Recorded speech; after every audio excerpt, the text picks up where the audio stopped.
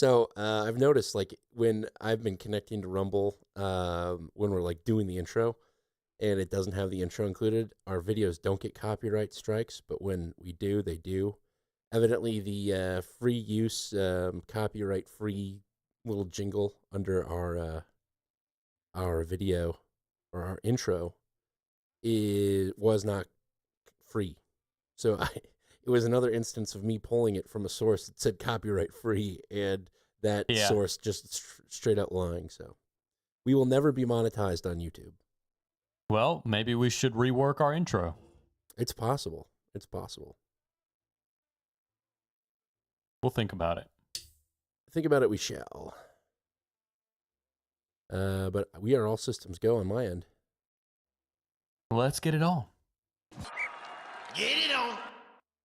It must be quite apparent by this time to any thinking individual that the people of our country and people of other countries all over the world are coming to face a moment of grave decision. The time when we will choose the course of our future. Oklahoma, Texas, New York, Philadelphia, around the world, it's gonna be a big nut bust.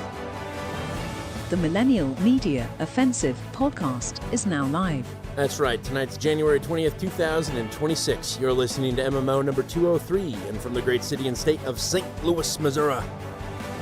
I'm Dan Gehring. And from America's South Coast, where we're bracing for snow, I'm John G. Dew.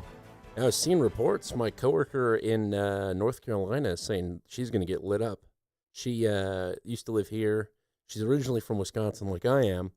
And the best advice I gave her was load up on your groceries now, because you might be able to drive in the snow, but the millions, the hundreds of thousands of people around you cannot. Yes, it's never about your ability to drive. No. I'm like horrified. Every time there's a big snow here and Elise has to work, I drive her into work. And every time I am absolutely horrified at the decisions that people make. I'm going over, 2 to 3 inches of snow on the highway actively. I might as well accelerate and change lanes. It's just like, no, that's not what you do. What a great idea. Exactly. Snow driving is one of those things that if you do it like 10 times in a single winter, you got it down. And it's like a bike you'll never forget. But if you only do it once or twice every 5, to 6 years, you're screwed. Yeah, we will actually have another show before we're supposed to get our snow. I don't know if it's going to be snow. It's right now, the Weather Channel is saying rain and ice, which is just lovely. Yeah. Ice is bad. I remember I was in Soulard, which is the French quarters here in St. Louis, and their streets are they're bulbous. They were old, they're old like brick streets, and the brick streets kind of bulge in the middle. And so when you're driving down them, you can tell that the middle of the road is more bulged and it's more pronounced than a standard road. And when it's ice, you're going straight to the curb every time. Yeah. Yeah, no doubt. Y'all have gotten some snow this year, right? Yeah, we got snow just this past week, Wednesday morning, I think, or maybe Saturday morning. I woke up and it was like a flurry. It was like really pretty snow coming down. And then it's just been cold. It got up into the 40s today, so everything's pretty much melted. But I think we're expected to get some snow this weekend, too. So I mentioned that our ice isn't expected to get here until next weekend, but it is this weekend where most of the South has a really good chance for a winter storm. Yeah. I'm seeing all the way from central Texas up to the base of the Appalachian Mountains into Georgia, South Carolina, North Carolina, Virginia. Looks like it could be a nasty event. Yeah. Especially in the South. Lisa and I, so to his credit, Max Velocity has been saying for about 4 months that this winter was going to be weird. And all of his videos start, the weather is about to change in a big way, and all of his things are like Yeah. pretty much doom and gloom, stroking the alligators. And it's so on YouTube. funny because he may be the only person I've ever seen or cared to continue watching that sort of has a clickbaity hook, Yeah. but then actually gives you good content once you fall for the clickbait. He's stroking the algos. What about Ryan Hall, y'all? You ever see that guy? I see him, and I don't give any credence to people that use y'all in their marketing. That's a big no for John. It's a principle thing. You shouldn't need to use that.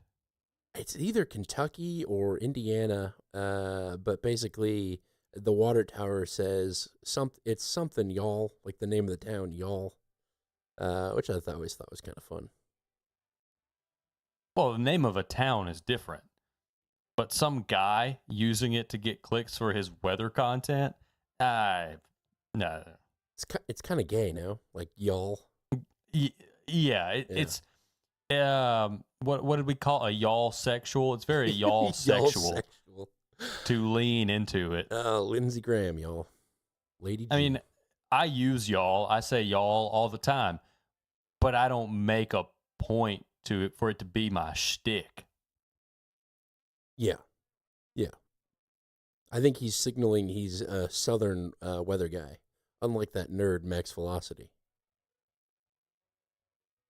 Maybe. I don't know. Who knows? Anyway, how was your week? Week was good. What happened this week? Oh, I watched the kids solo from 5 p.m. till 8 p.m. last night.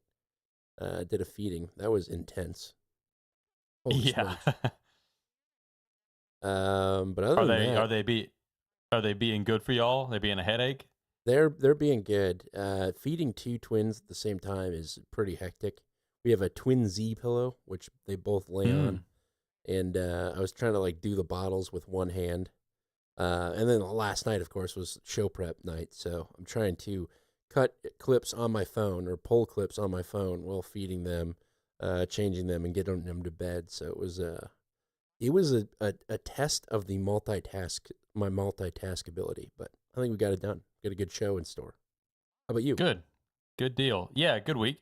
Went to the in-laws in Birmingham, Alabama, and spent some time over there. My wife's dad and sister are flying back out to where they work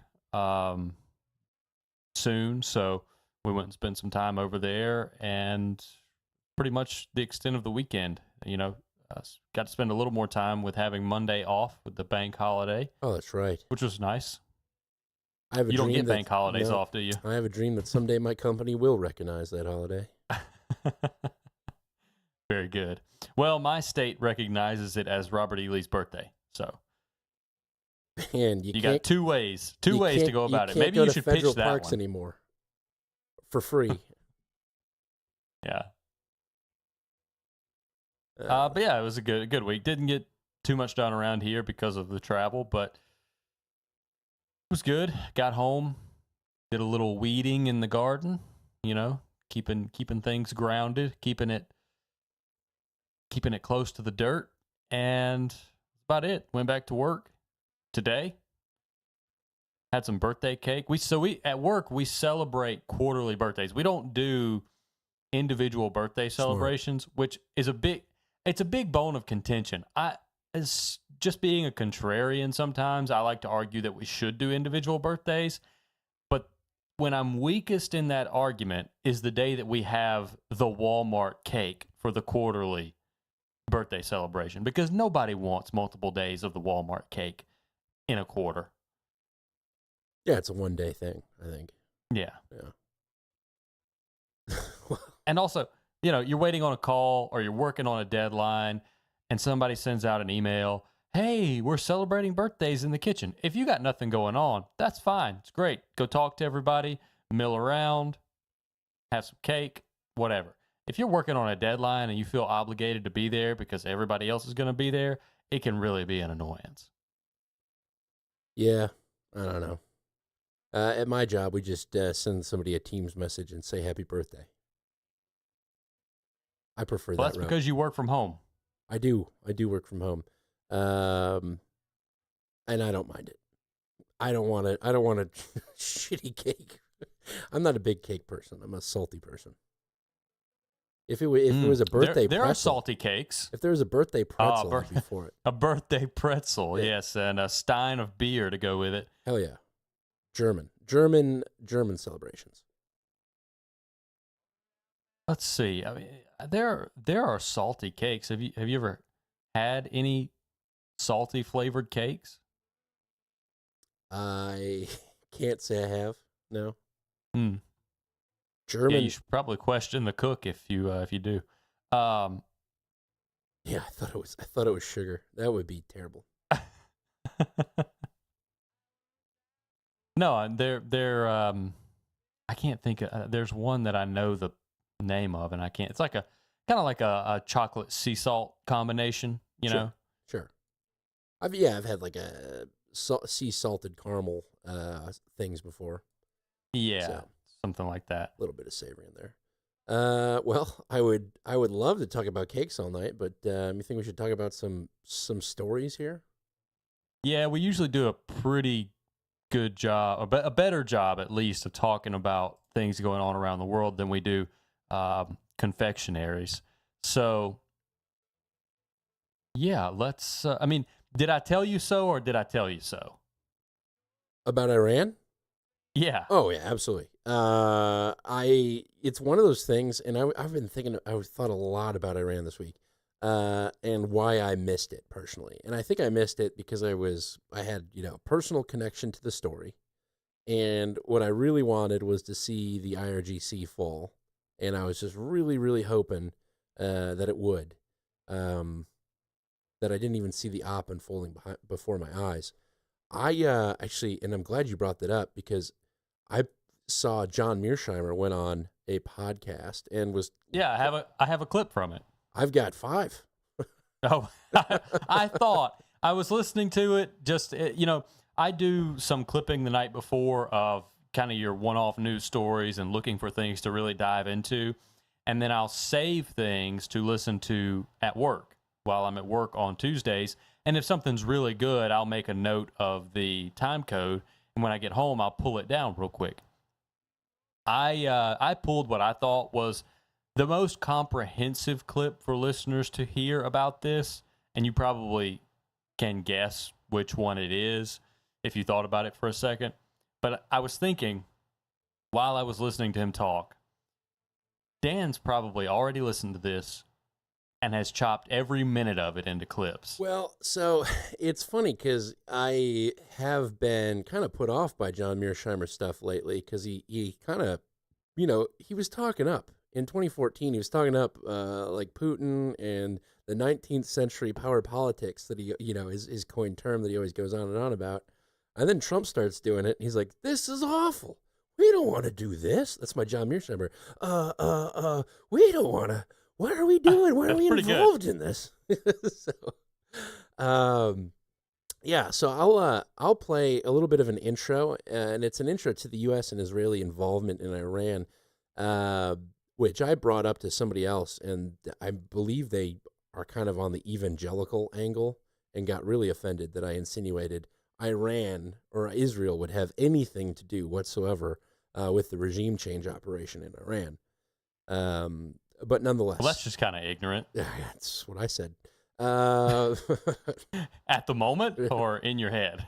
Well, not at the moment. I actually sat down and I wrote out my thinking because, I thought maybe they're sensitive to the whole the Jews are behind everything type stuff. So I wrote out my logic as to why Israel would be, and with examples of rump states and Abraham Accords and just basically how they operate in the region.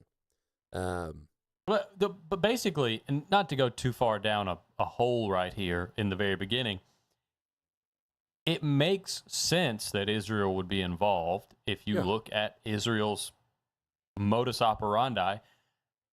And it's also not it's not necessarily a knock against Israel. No, it's from their interest, it makes sense. If you look at it as them as a nation state that's trying to do their best to survive and protect themselves against their enemies, it makes a lot of sense.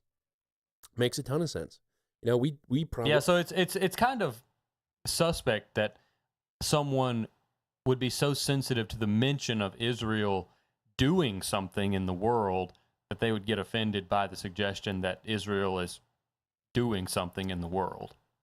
That was my takeaway too. I was like, if the fact that you don't think they're involved at all is an indication that you're probably, not thinking about this with an open mind, but instead, from a defensive position. Yeah, from an ideology, effectively. So, I don't know. That being said, let me ask you to look again at a map. Here's John Mearsheimer giving a little intro to. Hold on a second. Yeah. Have you noticed more and more of your kind of side stream media outlets using maps in their presentations?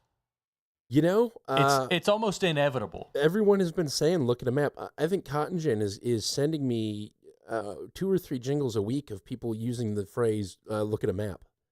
You're not bringing these to the show? I got the one, that's kind of how I am. I got my map jingle, but I want to make a compilation. I brought you one of Donald Trump saying it. Yeah, I know. I think I do have that one. Maybe not. You got a thing for Slick Willie, don't you? There you go. See, that's a good one. Let's get our maps out. That's a good one too. I mean, we asked for that one. We didn't. It's better when they're organic. Yeah. We actually got that as a gift. But yeah, Cousin Vito asked Dame Jennifer to produce that. Well, I was saying we asked for it in the same way that, a girl wearing a short skirt. Yeah. It's terrible. John Mearsheimer, intro to U.S. and Israel involvement in Iran. This is a classic case of regime change perpetrated mainly by the United States and Israel. That's what's going on here in Iran. When the protests first broke out, and we listened to the Western media spin this story, the story that you get is basically you have a large number of people inside of Iran who are deeply, profoundly dissatisfied with the regime. And the regime has been mismanaging the country. And they have decided that the time has come not simply to protest, but to overthrow the regime. And this makes eminently good sense from a Western point of view, because who could like a regime of the sort that we see in Iran? So this is the story that you get in the West. But it's now become, I think, manifestly clear that this story is inaccurate. And this is what is going on in Iran, is right from the U.S.-Israeli playbook on how to produce regime change. Now, what exactly am I saying here, Danny? We have basically a 4-part strategy. See what I did with that clip? Now everyone's like, what are the 4 parts? Yeah, you like Yes, I see. You cut it off before 5 minutes. That's right. Yes, and I want to point out, because I have made the resolution that we've got to pat ourselves on the back, because no one else is doing it. We've got to be the ones to do it. From the moment this story hit the airwaves in the U.S. and in Europe, my whole quagmire was, why can't we decide what this is about? You can go back, you can listen to the very first few clips we played about it. I couldn't figure out, and I brought it to the show to make a point, I couldn't figure out what the narrative was. Is it economic, or is it human rights? Because you kept hearing the protesters chant things like women, life, freedom, or something in some arrangement like that. But then you have the commentators saying that this is originating in the bazaars.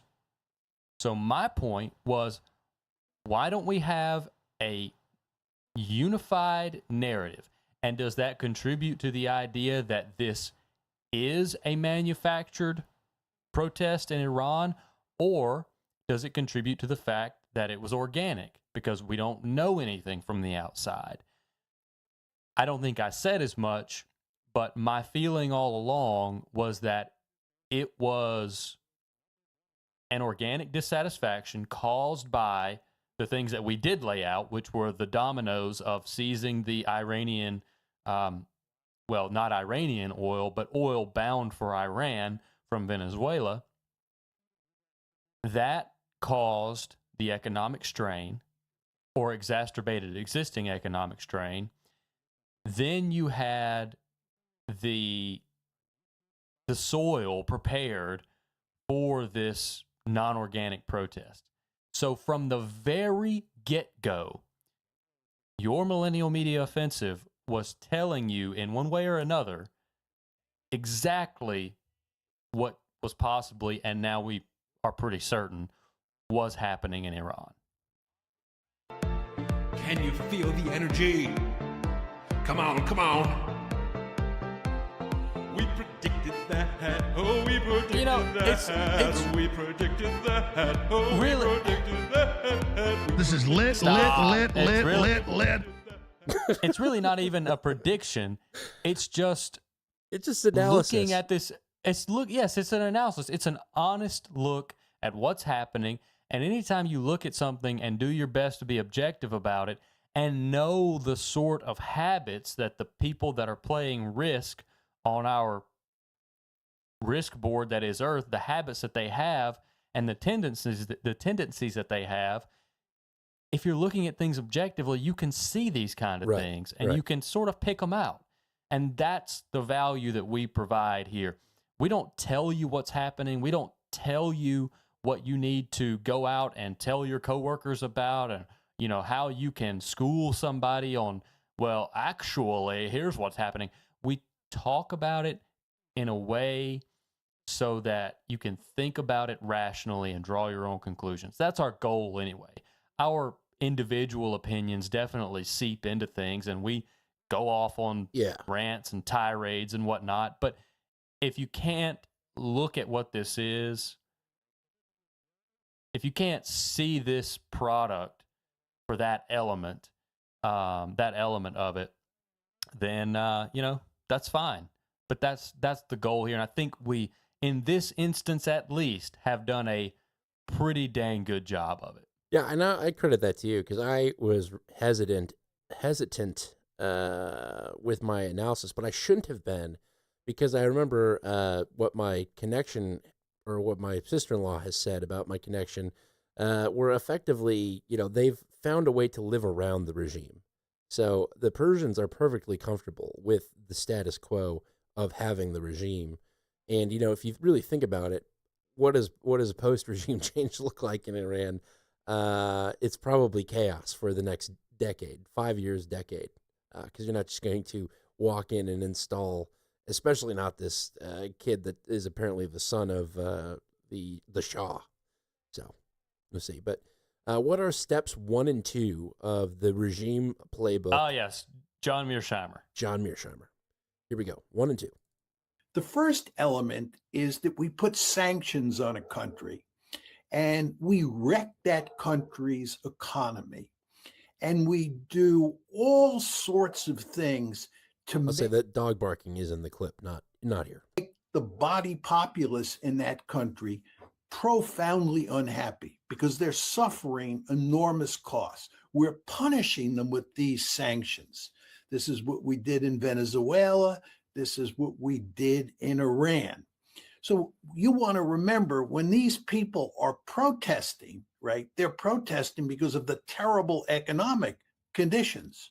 But who played the principal role in creating those terrible economic conditions? It is the United States of America. So that's the first step. Then the second step is we decide at some point that we're going to foment massive protests, and we're going to fuel those massive protests. And this is what happened in Iran in late December of last year, December 2025.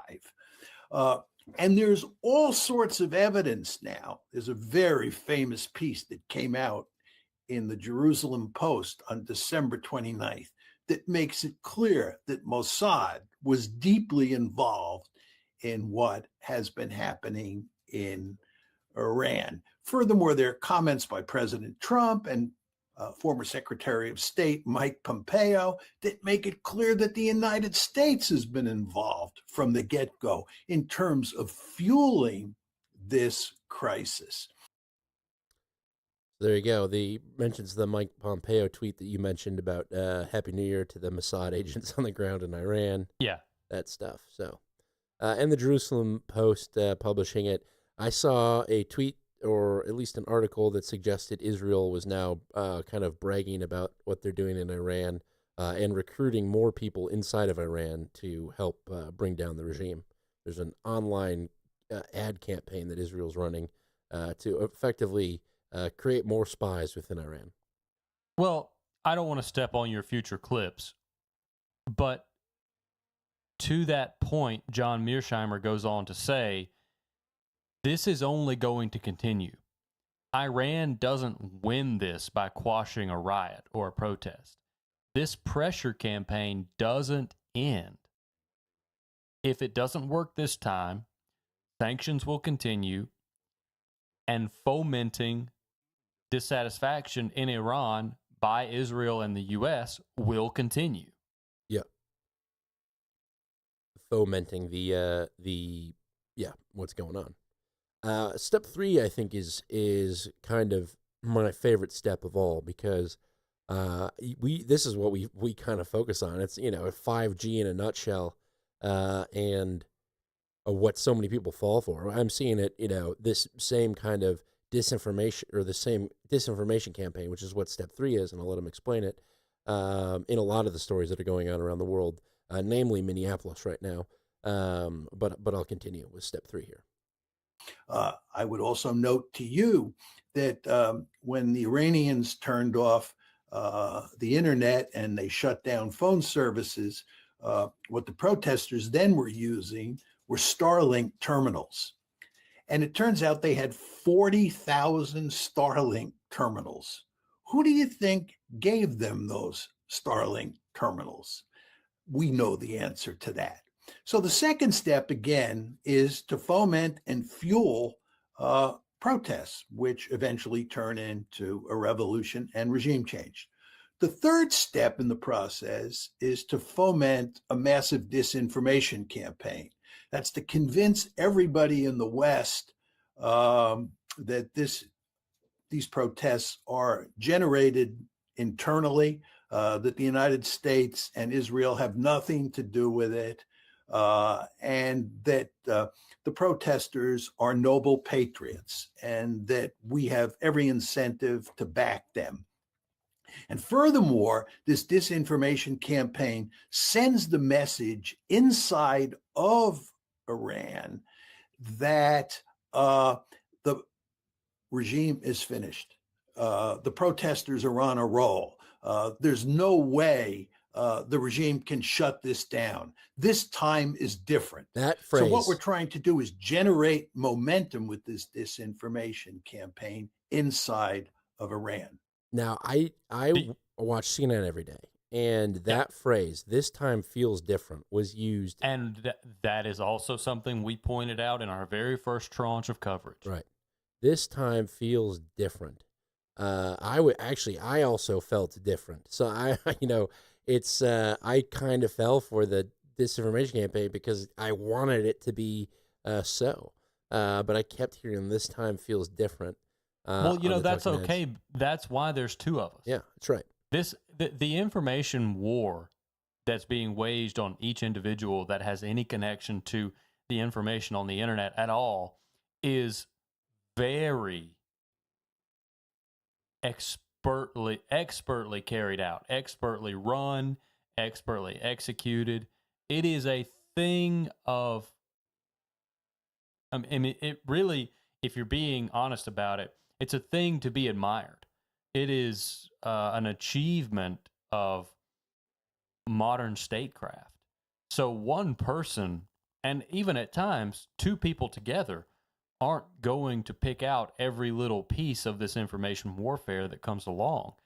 But the fact that there's 2 of us makes it easier and lets us pick up more than one person would alone. Cottongen obnoxiously pointing out, every time is different by definition. Yes. Fed. Yeah. Oh, here we go. Fed. There you go. There's one of those for you. No, just kidding. He's not a Fed. Did you see the report that the ADL is working with Ted Cruz to basically ruin Tucker Carlson? No, but I believe it.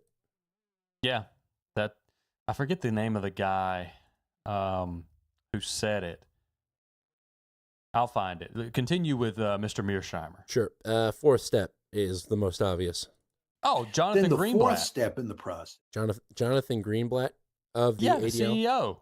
He's working with Ted Cruz to bring down ADL Tucker. CEO Jonathan Greenblatt says he's working with Ted Cruz to, quote, take down Tucker Carlson. I believe you mean Tucker Carlson. Ah. I wonder where that name and ad campaign came out of. You see? Yeah. All right. 4th step. Then the 4th step in the process is the United States military, and probably the Israeli military as well, come in once the protests have reached a certain point, and we attack all sorts of critical infrastructure, all sorts of elites inside of Iran, and we deliver the coup de grace. We finish off the regime. This is the basic playbook, right? You see it at play in Venezuela, right? It's regime change of a sort we've seen many times before. Now, one final point, it's failed. It's failed. Why has it failed? That is the question. And the regime is too strong.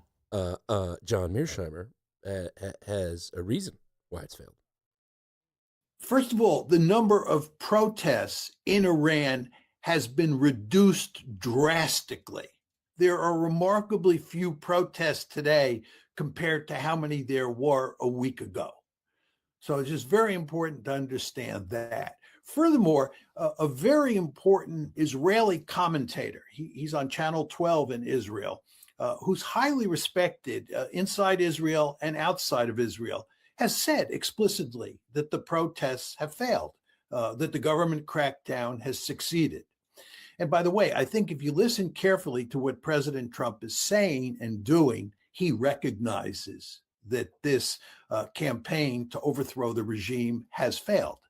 And if it's failed in terms of the second and third strands of the playbook, how do you use military force to rescue the situation, right? Well, Trump was intending to use military force for sure, but that was intended to be used. That military force was intended to be used once the regime was on its last legs.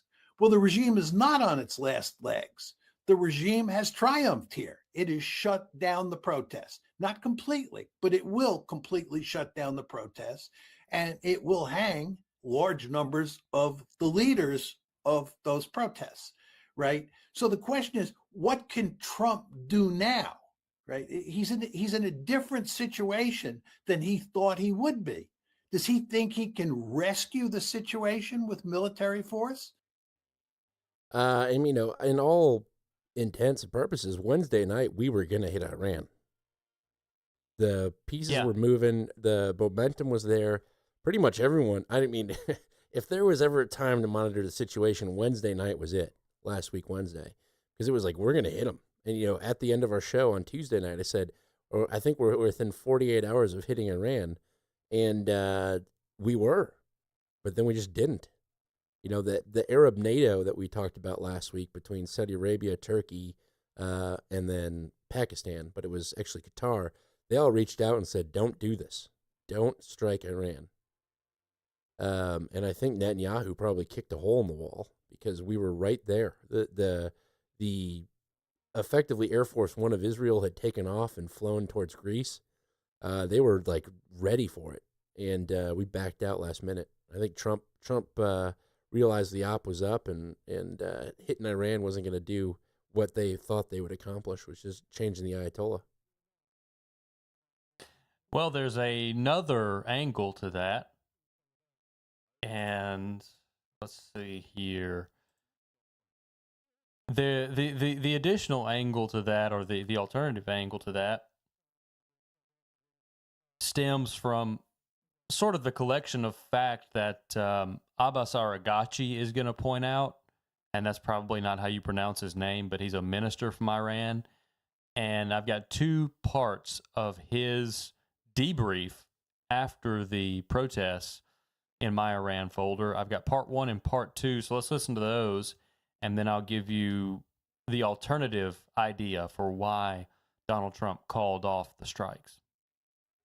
The goal was to increase the number of casualties in the protests. Why? Because Mr. Trump, the President of the United States, said that if people are killed, they will come and intervene. This is clear evidence of interference in the internal affairs of other countries. We have audio recordings of messages sent from outside the country to these terrorist elements, telling them, "Open fire while you are among the protesters. If you can shoot the police, do so. If you cannot, then shoot ordinary people. And if that is not possible, then shoot the girl or the young man directly in front of you." We possess extensive evidence and documents indicating the involvement of both the United States and Israel in this terrorist act. Israeli media outlets are full of reports claiming they are busy planning operations inside Iran.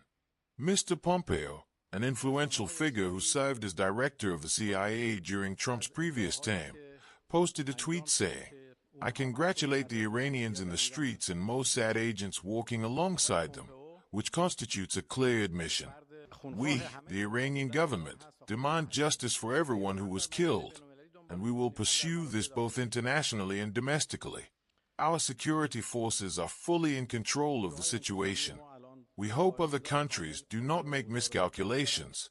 From our perspective, what happened over the past 3 days, from January 8th to 10th, is an extension of the 12-day war.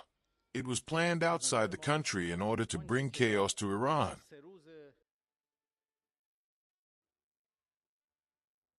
Okay, let's go ahead with part 2, unless you have a question or a comment. No, he was suggesting that these outside agitators were told to kill civilians. Yes, which is something we touched on last week. Right. That we were hearing that was a possibility, but really didn't know much about it. But let's go ahead with part 2. In the documents we obtained, the detained rioters confessed that large sums of money were paid to them and that they were recruited through financial incentives. 80 million tomans were paid to attack each police station and to attack or burn vehicles and government vehicles. 50 million tomans to set places on fire. 20 million tomans for other acts. There are documents and confessions for each case. The money that was paid has also been seized and documented. We also have videos showing them firing at people and police forces, as well as videos showing them distributing weapons to people. Many shops were burned. 200 shops in the market of one city were set on fire. Ambulances were attacked. And during those 3 days, January 8th to 10th, 180 ambulances were burned. Buses were also set on fire, and then mosques were attacked. This is completely strange, because no Iranian attacks or burns a mosque. 53 mosques were burned across the country. Okay, so the alternative idea to why Trump didn't strike Iran is that the people they were going to hang was the leverage that Iran used in the face of these strikes. Meaning, the people that they had caught were important enough and operatives from outside of the country that mattered enough that having them spared was more of a net good than militarily striking Iran. Now, the way we'll know if that plays out to be true is whether or not they get strung up anyway. But I could very well see Iran saying, hey, we sat back, we let these things develop, we saw who was who and what they were doing, we went and snatched them, we got them, we have evidence of what they were doing and the people they were contacting outside of the country, and we're going to hang them.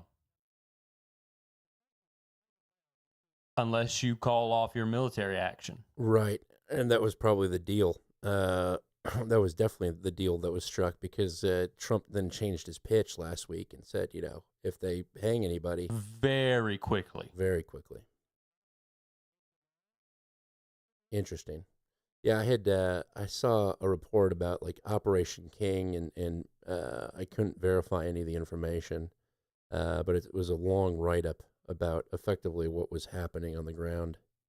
And there's like names in it talking about generating cyber armies and this regime change. So I'm sure these are like the kind of people they were talking about hanging. Nazanin Bergeron or something like that was like a lady that was apparently involved in this and had connections to Rosa, the Shah's son. So that might be very credible, but it is tough with the AI voice and the fact that it does come from internal Iran to know whether or not that's credible. But I like it. I like the theory.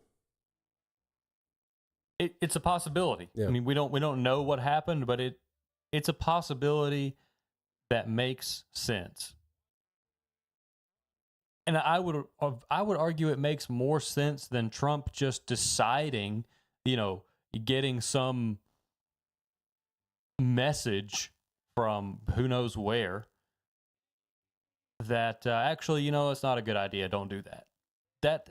That's not convincing. Oh, he said I convinced myself. No one convinced me not to strike Iran. I convinced myself. Okay. Sure. While you have agency and you could have definitely decided, well, maybe that's not such a good idea, it makes more sense that you were making a deal. Right. I think, I can't imagine that Netanyahu's very thrilled with this decision. I think they wanted this for a long time. I was listening to Joaquin Flores on Gold, Guns, and Goats, the Tom Luongo show, and he has this theory. He's convinced that when Netanyahu was there in late 2026, or maybe like January 1st, they were discussing the whole operation of Venezuela. So he's got Netanyahu tied to Venezuela as well, and that Netanyahu wants Machado in. I couldn't really follow his reasoning as to why he thought that. And it seemed a little bit weak, but I could definitely see the connection with Iran here as mostly being a want for Trump. Because if you think about, or mostly being a want for Israel, because if you think about the domestic safety or the national security strategy of the Trump admin, it's been securing and protecting the Western Hemisphere. Why would we at all be interested in replacing the Iranian regime if it wasn't a request of Israel? You know what I mean? Like I'm sure there's interest, but as far as the focus of of securing the Western Hemisphere and backing away from the region, the speech that Trump gave in the Middle East during the beginning of his term about letting you guys decide the future of your area and your countries, it doesn't really play into that theme that we've seen from Trump. So yeah, I mean the obvious retort would be, well, it makes sense to keep nuclear weapons out of Iran's hands, and wouldn't you want to overthrow the regime that wants to get nuclear weapons to nuke you? You know, for a theocratic government like Iran and like the IRGC, they have been relatively well constrained with that. And I think, you know, almost a greater risk would be knocking the Khomeini out and then seeing who grabs a hold of the reins and the nuclear materials, you know, at that point. Yeah. So it almost creates a bigger risk than anything else. It's all calculated. I'm with you. Now, are you through with the Mearsheimer clips that you have? Yep, that's what I brought. Wow, you actually didn't pull the one that I thought was most, I'll say it again, comprehensive. I think this is, if you really want to have a lens that you view anything related to Iran through, at least in the next 2 years, you need to listen to this clip, maybe for longer than 2 years if you want to look at it that way, because this has been the U.S.'s policy toward Iran for longer than Donald Trump has been the president, or even close to being the president. This is Mearsheimer describing what the U.S. wants. The United States is interested in more than regime change. I mean, we definitely want to overthrow the Khomeini government, no question. But we're also interested in breaking Iran apart. We're interested in wrecking Iran. We want to do to Iran what we did to Syria. You want to understand that the United States, with its economic policies, with its sanctions against Syria, basically wrecked Syria and made it easy to produce regime change in Syria. What we want to do is the same thing in Iran. We do want regime change. There's no question about it. But we're not talking about regime change and then bringing in a liberal democratic political system and keeping Iran whole and helping Iran to grow more powerful, but as a liberal democracy. That's not the game here. We're not interested in fostering liberal democracy in Iran any more than we're interested in fostering liberal democracy in Venezuela. What we want to do in Iran is topple the regime and then break the country apart, break it into constituent parts, just as we did in Syria. You want to understand, we wrecked Syria. The idea that what has happened since the Assad government has been overthrown has improved Syria's situation is not an argument that I accept. This is not to say that life under Assad was good in any meaningful way, but relative to where the Syrians are today, I think they were better off when Syria was intact. But the United States was deeply committed for many years to breaking Syria apart, in large part because this is what the Israelis want. Yeah, and that is a good segue into the Syria discussion, what's going on there. Yes. And it's funny because we rarely do we talk about the news outside of the show, but you had sent me something that I had also picked up on, and it was like we were both there in our heads at least. I don't want to give it away, but we should talk about what's going on in Syria. I don't actually have any clips. I just did some digging into this to make sure that I understood exactly what was going on and how to approach it. Sure. So if you have clips, carry on. I do.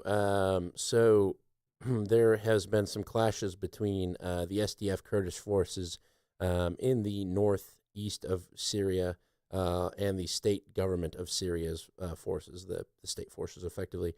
And this clip says, it's an agreed to an end. It's like pretty much a ceasefire. Since this clip has been pulled, the ceasefire has fallen apart once again. But this first one's a good rundown. And then the second one kind of talks about the area and the things in the area that the Syrian government has control of now. So here we go. After days of heavy fighting, the Syrian government and the Kurdish-led Syrian Democratic Forces have struck a wide-ranging deal to bring Kurdish-run civilian and military authorities under central government control. The agreement follows clashes in the northeast, where Syrian troops seized territory, including key oil fields.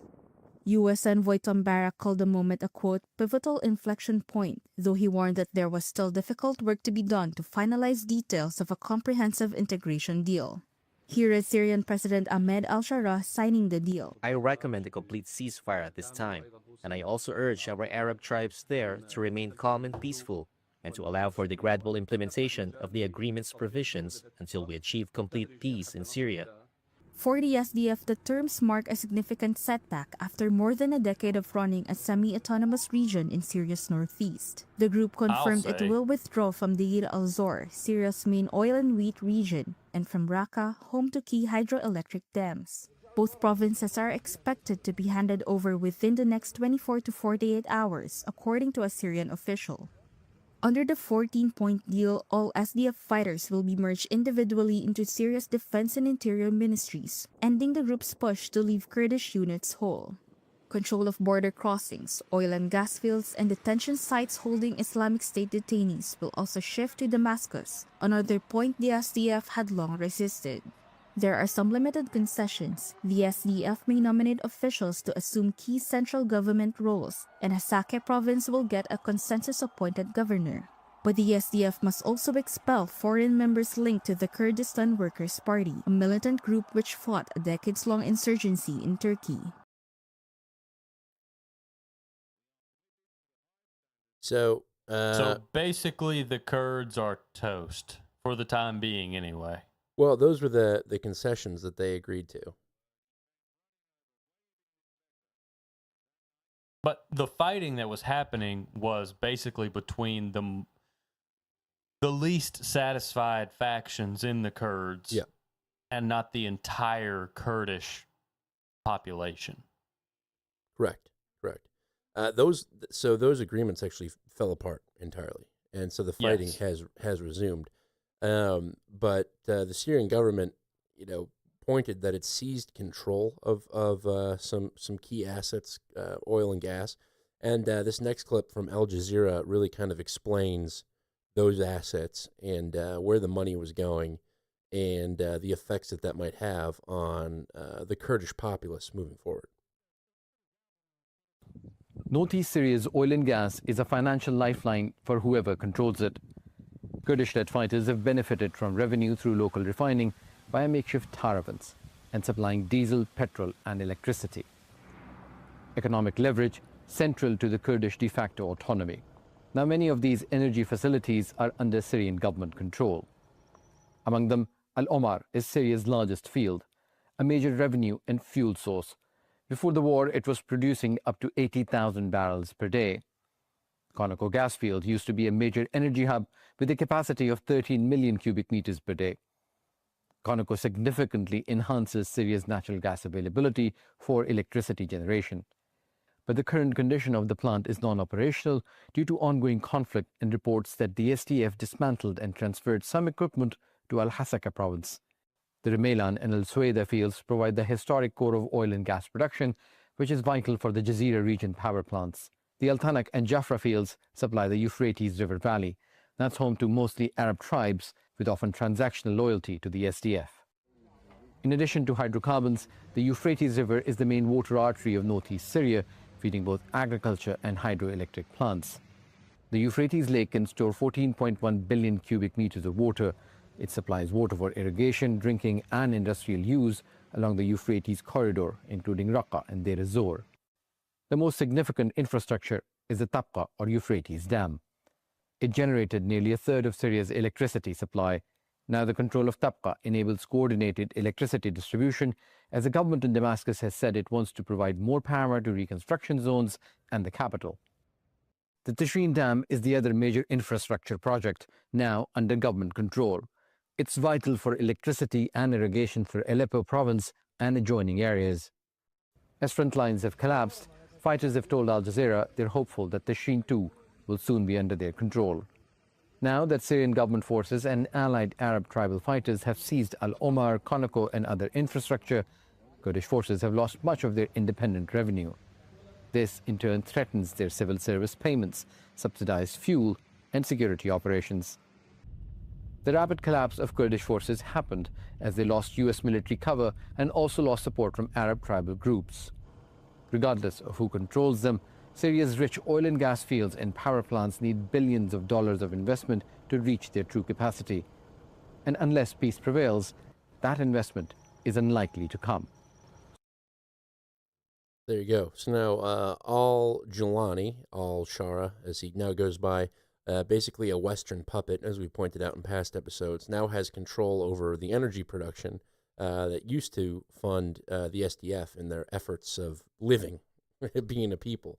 Yes. So now the SDF has no gas fields, has no control of the dams, so they have no source of income inside of Syria. Last week we heard of Kurdistan, which doesn't exist as a nation, but pretty much if you draw a circle around Turkey, Syria, a part of the western part of Syria, northern Iraq, and then the very northernmost part of Iran, that is effectively Kurdistan, meaning the Kurdish people live there. But it's not officially recognized by anyone, nor is it any sort of entity like Somaliland that just exists and people don't recognize it. It's not even that. It's just a collection of those people.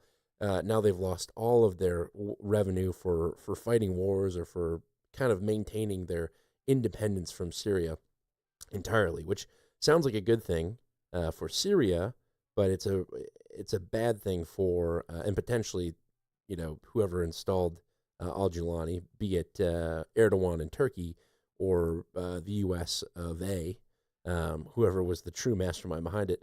But now the Kurds who were occupying northeastern Syria have no real reason to stay there. Yeah. But they're going to assimilate some of them on an individual basis into the Syrian army. Yeah, which is another key point to try to break them apart. Put right. one or two in a patrol of 50, as opposed to this is going to be all SDF controlled. Trying to break up the faction, which is smart from al-Jilani's perspective. But I think the seizing of the assets is they're going to turn the Kurds into a gypsy people. And what you texted me is exactly what my head was. If you want to tell the folks what we were thinking. What I texted you initially? Yeah. Looks like we should have sent the Kurds into Iran. I think it's looks like we did send the Kurds into Iran. Is what I read. Like I think it's coming. I think the Kurdish forces are going to continue to move east. That's why I was like, it's like the Trail of Tears for them, except it's the Trail of Bashirs. The Trail of Bashirs. There Yeah, you go. I didn't think about it that way, but that makes sense. I see that. So you push your dissatisfied Kurdish population over to the border of Iran and either make Iran take them or make Iran fight them. Yeah. Either Iran takes them or, breaks them. Or they attempt to break Iran. And I think that might be part of the strategy, is how do we foment more revolution inside Iran? Why don't we just have an inflow of a bunch of various different sects of Kurds into the Persian population and destabilize it? Well, if people were being paid to act as agitators in Iran, and you push what you describe as a gypsy people to the border of Iran, you just got a whole lot more people you can pay to do whatever you want to do. And not only gypsy people, but people that were strong allies of the U.S. and protecting our oil assets in the region. Yeah, but I feel like the U.S. and the Kurdish alliance has seen its fair share of ups and downs, and I feel like it's kind of at a cold place right now. So I think maybe you get them in position, let them settle down a little bit, and then the next go round you you offer some monies to go in and cause trouble. A friend in need is a stooge indeed. And right now the Kurds are if you're playing in need. Risk. Yeah. So, I don't know. I thought that was an interesting connection there. I think the Kurds move to Iran is a distinct possibility. If we start hearing about the IRGC clashing with Kurds, we'll know. It was part of the plan. You know, that region is interesting because just north of there, you had the SDF agree to put down their arms after 50 years of fighting. And then Azerbaijan and Armenia agree to peace, and then the Trump trade route goes around bisecting the need to kick the Russians out of the Black Sea entirely, opening up Europe and the West to trade in the stands, Turkmenistan, Uzbekistan, Afghanistan. Meanwhile, the SDF now has been kicked out of Syria, and so you're going to have a bunch of Kurds in the north of Iraq right on the Iranian border. Right there, I think. Let's get our maps out. Interesting times. Should definitely have your maps out. That's right. So I don't know. That was what really grabbed my attention this week was that Syria deal, and then obviously Iran and the post analysis of the Iranian revolution that never was. Yeah. Well, I have a clip from Japan, and then the rest of my stuff is more Europe central. Okay. And the clip about Japan is just about the new prime minister. I guess they call her a prime minister, maybe president. Yeah, I think it's prime minister because that's what Shinzo Abe was. She's going to dissolve parliament. She's ready to consolidate power and get things moving. Oh, boy. Japan's Prime Minister Shinai Takaichi is calling a national election next month. She's rallying voter support for increased spending and a new security strategy to accelerate Japan's defense buildup. Japan's Prime Minister Sanae Takaichi said she will call a national election on February the 8th. She wants voter support for higher spending, tax cuts and a new security strategy expected to accelerate Japan's defense buildup. I stake my position as Prime Minister on this decision. I ask the people of Japan to directly judge whether they can entrust the governance of the nation to Sanae Takaichi. Takaichi promised a 2-year halt to an 8% consumption tax on food and said her spending plans would create jobs, as well as boost household spending and increase other tax revenues. Government figures show a possible consumption tax would reduce government revenue by an estimated $32 billion a year. That sent the yield on Japan's 10-year government bonds to a 27-year high earlier on Monday. The snap vote will mark Takaichi's first electoral test since becoming Japan's first female premier in October. Calling an early election allows her to capitalize on strong public support and tighten her grip on the ruling Liberal Democratic Party and shore up her coalition's fragile majority. The election will test voter appetite for higher spending at a time when the rising cost of living is the public's top concern. Sounds similar to here, man. It really does. Yeah. Everything's expensive. The economy's bad, but it looks like large-scale war is on the horizon. So let's tighten our belts. Japan is unique, though, because their monetary policy since the 1980s was do whatever you can to never have inflation.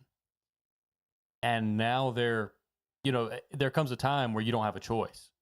You have to engage with some inflation, or your economy will break, using modern monetary theory anyway. So they're sort of on a new frontier.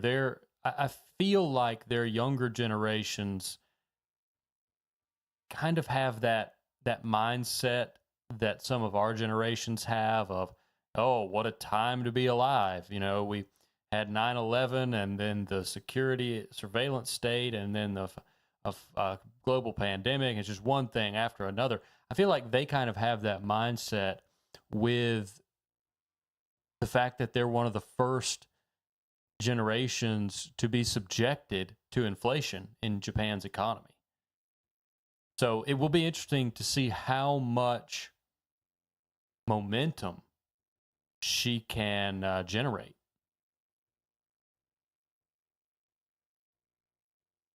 Yeah, it's like it really sounds like a kind of play that what's his name, Trudeau in Canada was doing for years and years, calling elections, dissolving parliament, when the polling is the highest for him, and trying to get the best outcome for it. Well, she wasn't sworn in that long ago, so this is basically a first move. Yeah. To keep from having to wait until a scheduled election and basically have an initial lame duck period, she's moving ahead and saying, hey, you elected me, now let's elect all my people so we can get something done for you. Which is interesting because I think when we were talking about her for the first time, we were talking about the monetary impact, because the financial trading between Japan and the U.S. and Japanese and U.S. firms is very closely linked. And I won't go into the weeds here, but there's basically an arbitrage or a profit motive for U.S. firms to trade in Japanese currency. And the theory, back when we were first talking about her, is that she is in line with Donald Trump's vision of the future monetary arrangement. So when she gains power in Japan and can start making change to Japan's economy, their military, and their general policies, we might actually see a lot of movement on investment between the U.S. and Japan, and military cooperation in the South China Sea, the Philippines area, Japan itself, all around that area. That could actually be the first stepping stone to shifting our focus to the Eastern Pacific. Right. Yeah. So it is interesting because it feels like the getting bogged down in the war that Mearsheimer was talking about back in 2016 on the post invasion of Crimea with Russia. It panned out correctly. We were bogged down. Europe is bogged down in Ukraine. But it kind of seems like with this new policy of securing the Western Hemisphere, we can then focus on the South China Sea. So if that is indeed the case, it's looking like we're getting cleared up. But I don't know. A lot of people seem to believe that Trump is signaling to China and Russia, we're gonna play in our backyard, you play in your backyard. But I think Taiwan is really critical until I was gonna say, let China play in their backyard and see what happens. Right. Until we get that semiconductor plant built in the United States, Taiwan is absolutely mission critical to be independent of China. Yeah. Indeed.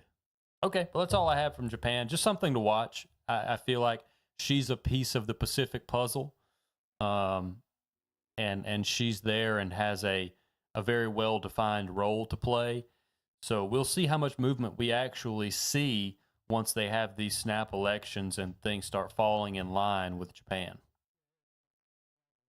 I agree with you. All right. I don't have, the only thing that I have outside of Europe is related to Gaza, the Board of Peace. You've probably heard of it. The BOP. Yeah. Everyone's losing their mind because of who Trump invited to join the Gaza Board of Peace. I'll play that. President Donald Trump apparently extended it. I picked this clip because I couldn't believe how high this guy's voice was. It was something else. President Donald Trump apparently extended an invitation to Russian President Vladimir Putin to join the Board of Peace to oversee the fragile ceasefire in Gaza, according to the Kremlin.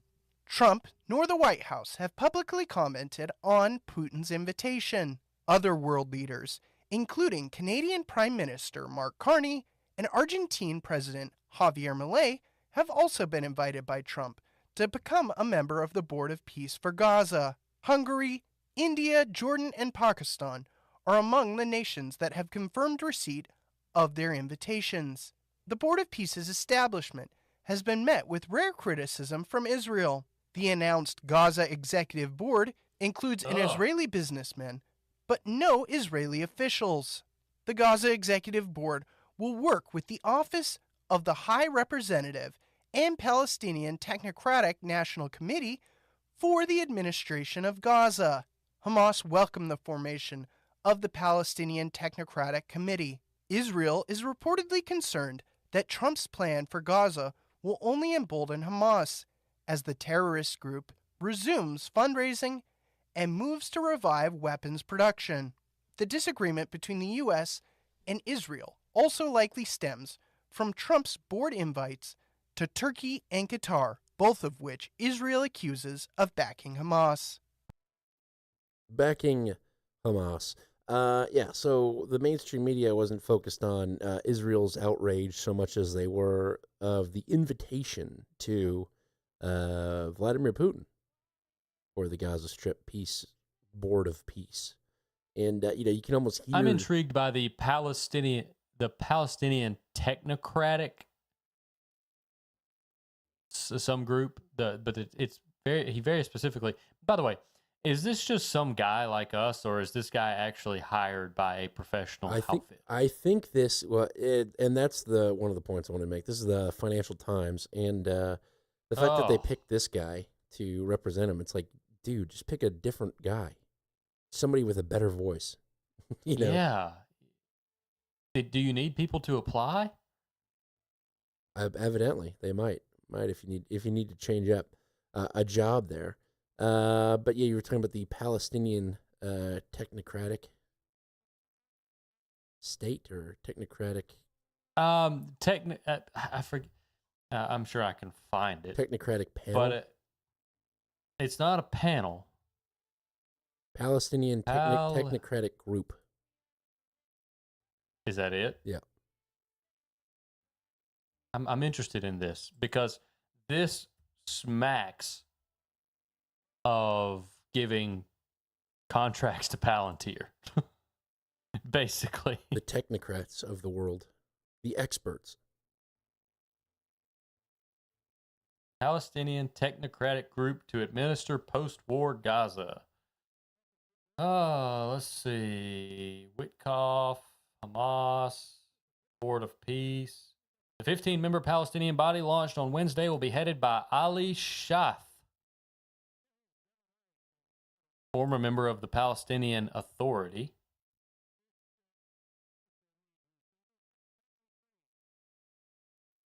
Let's see. Who is Ali Shath? Okay. And we've also got Nikolay Mladenov, former United Nations Middle East envoy.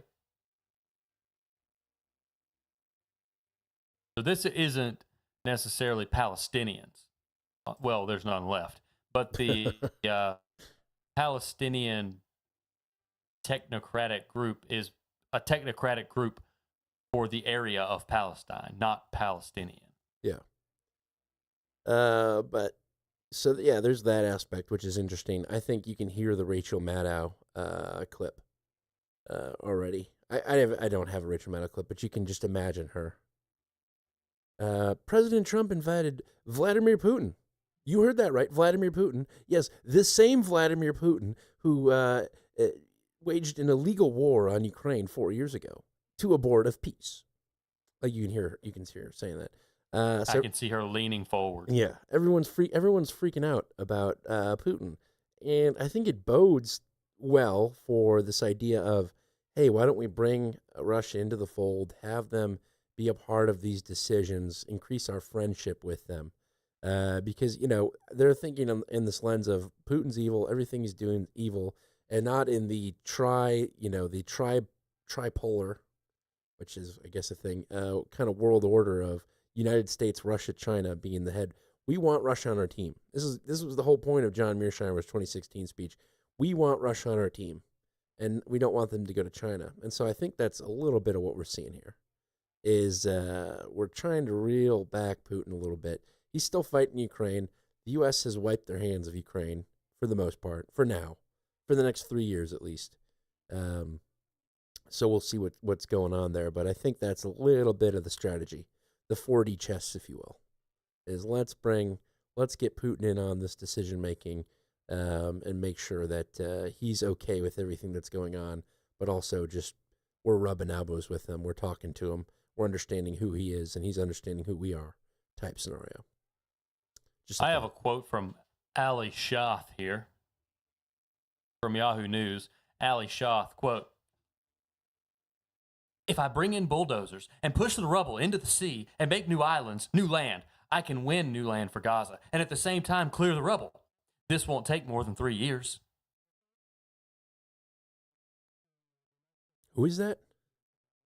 Ali Shath, maybe the only Palestinian on the Palestinian technocrat group, talking about pushing the rubble into the sea and making new islands.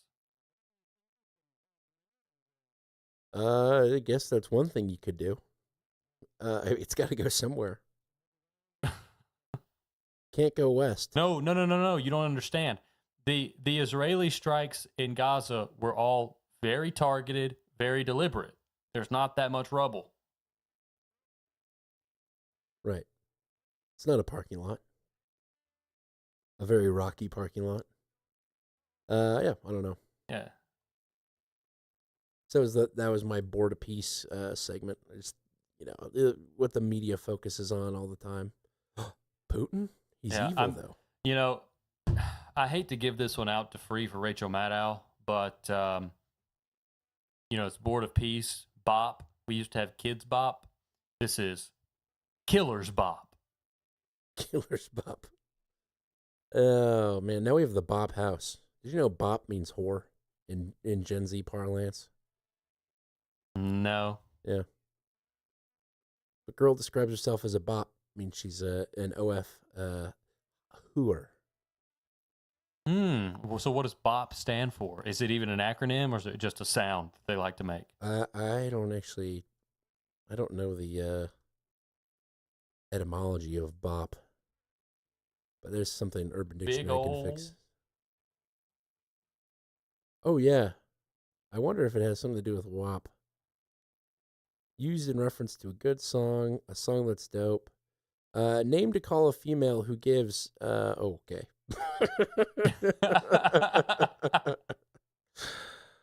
A woman that you can sleep with easily. Slut, hoe, jump off. Gotcha. Okay. So yeah, pretty much a hoe. Spot on. I don't think there's any sort of, it's not an acronym, doesn't stand for something. But a hoe, effectively.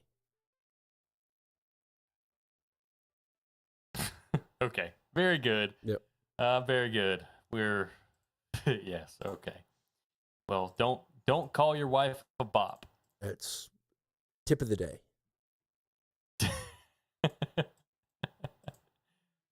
I feel like we should maybe, I don't know, if we do Europe now, we're going to be pretty late getting to thanking people, but I don't think people would mind that. I think we maybe should just knock it out, have a short second half with some domestic stuff. Okay. So, have you heard of Europe's newest weapon?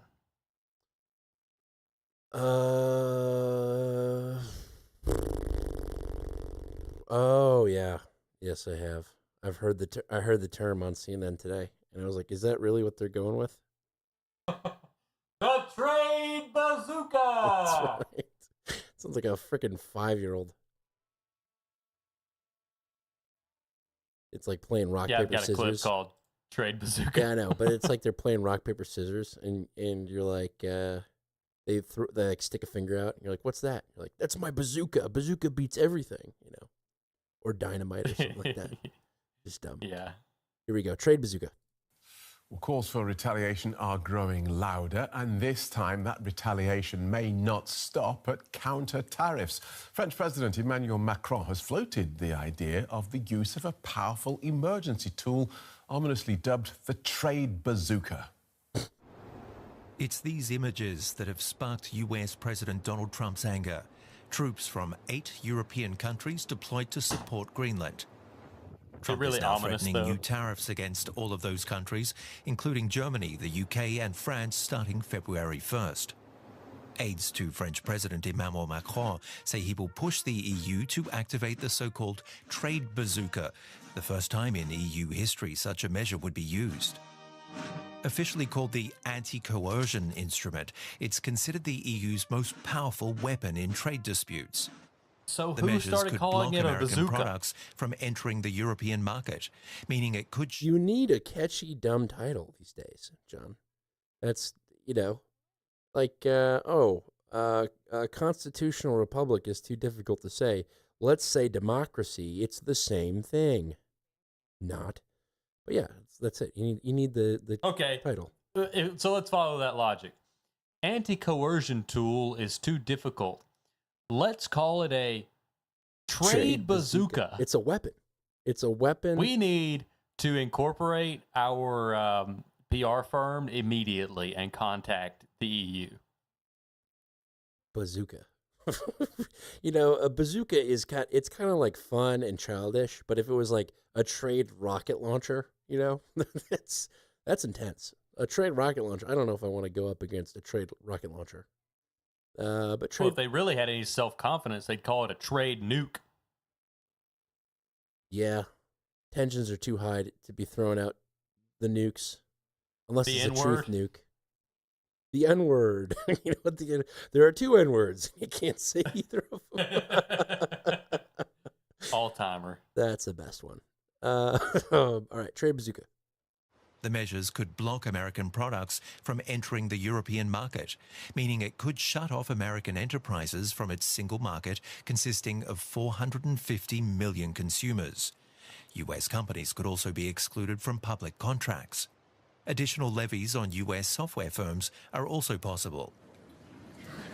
At a press conference in Brussels, an EU spokesperson did not exclude the use of the bazooka. Should the threatened tariffs be imposed, the European Union has tools at its disposal and is prepared to respond, because we will do everything necessary to protect EU economic interests. It seems after favouring a policy of de-escalation, the EU is switching tone. So what's next? The European Commission can propose activating the instrument, but it would still need approval from a qualified majority of EU states. Under the rules, it could take months before any concrete measures come into force. But even launching the process could send a signal that Brussels is ready to push back against its closest ally. A qualified majority, 55% when it comes to the EU. That means Turkey. Yeah, I just imagine the EU threatening the use of this, and it comes to blows. They intend to use it. You made me do this. It hurts me more than it hurts you, America. And they pull out one of those little pistols. When you pull the trigger, it just rolls out a flag that says something like, I don't know, no trade. Flag on the play. Yeah, that is interesting. Yeah, you see kind of the alternative tactics. You saw Carney went to Beijing this week, and I think it was either France or Germany is also cozying up to China as like a threat. And it's like the dumbest thing ever. This is like, this is like calling some other girl while your girlfriend who's mad at you is nearby, and just chatting with them and acting like you might meet them out later or go get a drink or go to dinner. It's just posturing, and everybody knows it. Right. And the other girl has a dog face. I don't know about a dog face. Well, maybe a certain type of dog, but very narrow eyes anyway. Yeah, of the sorts. Well, yeah, I didn't mean that in a general reference to the ugliness of Asians. I just meant it's not an appealing partner. Somehow you turned that around on yourself. I didn't. I made the eye comment. We love everybody here. That's we right. just have fun. That's right. If we didn't love you, we wouldn't make fun of you. Sure. Okay, so let's get a description from a member of Chatham House, Marion Messmer, a description of this anti-coercion tool. Just tell us briefly what the anti-coercion tool is. So the anti-coercion tool is a relatively new tool that the EU has available now. It was originally developed to be used potentially against China, but it hasn't been used since. And it essentially would allow the Commission to investigate any allegations of economic coercion. And if the Commission finds that economic coercion is taking place, then the EU can act without requiring consensus of all EU member states. So it gives the Commission a little more teeth to respond to any risk of economic coercion. Ah, yes. Further proof, Europe, that your government is not actually your government. Yeah, so I was kind of joking about the bang pistol earlier, where you just press the trigger, pull the trigger, and a flag comes out that says bang or no trade in this case. What she literally just said is this anti-coercion, this trade bazooka allows the European Trade Commission to open an investigation. Wow. Very, very threatening. And they can take some actions if their investigation concludes that there's trade coercion. But you got to, can you imagine Donald Trump coming out and saying, nations all around the world have been taking advantage of our great country, and it's no more. Today, I'm announcing that we're opening an investigation into the way they treat us. It's so poor. It's bad. It's the worst it's ever been.